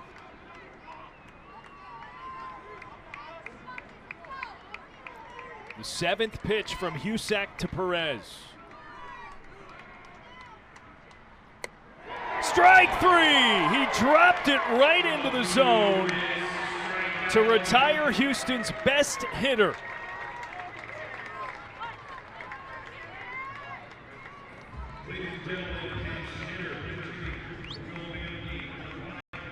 Nails an off-speed pitch that he just drops in at the perfect time, and he's got Perez completely off balance. Can I help you? Nah, just looking. But the job not done yet for Husak. Pinch hitter for Van Wee. It's Irvin Weems.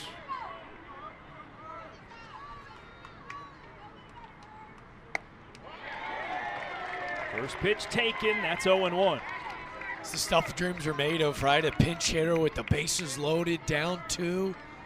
Weems, that's a cutter off the plate. A little unfortunate. That was called a strike. 1 for 2 on the season for a double. Fouls it back. 2 strikes.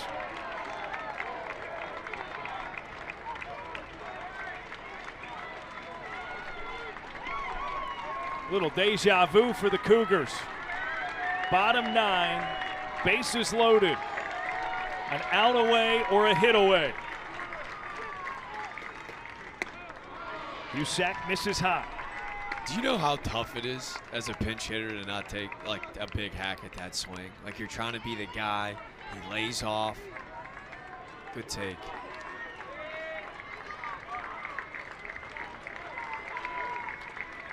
Husak the 1-2. Outside for ball 2.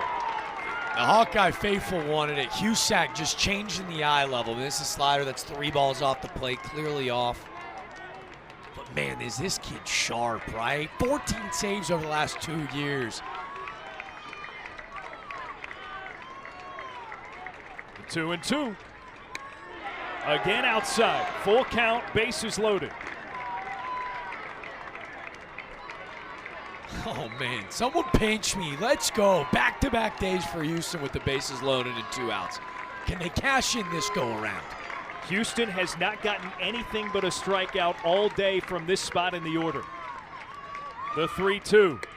Wave and a miss. Husak fans him and closes it out for the Hawkeyes.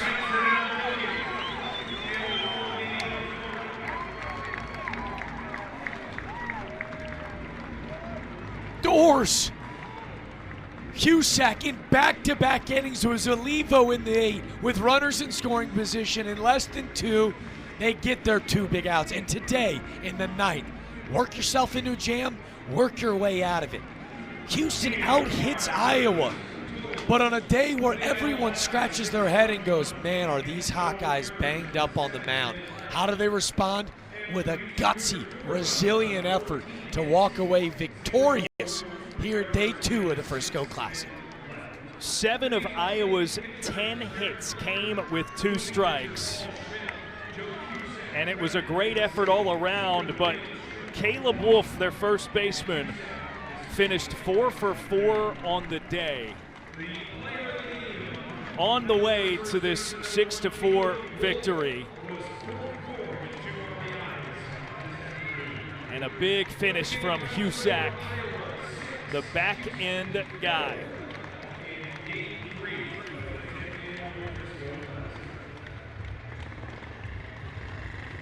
Iowa now 1-1 on the weekend. Houston drops both games they've played in dramatic fashion.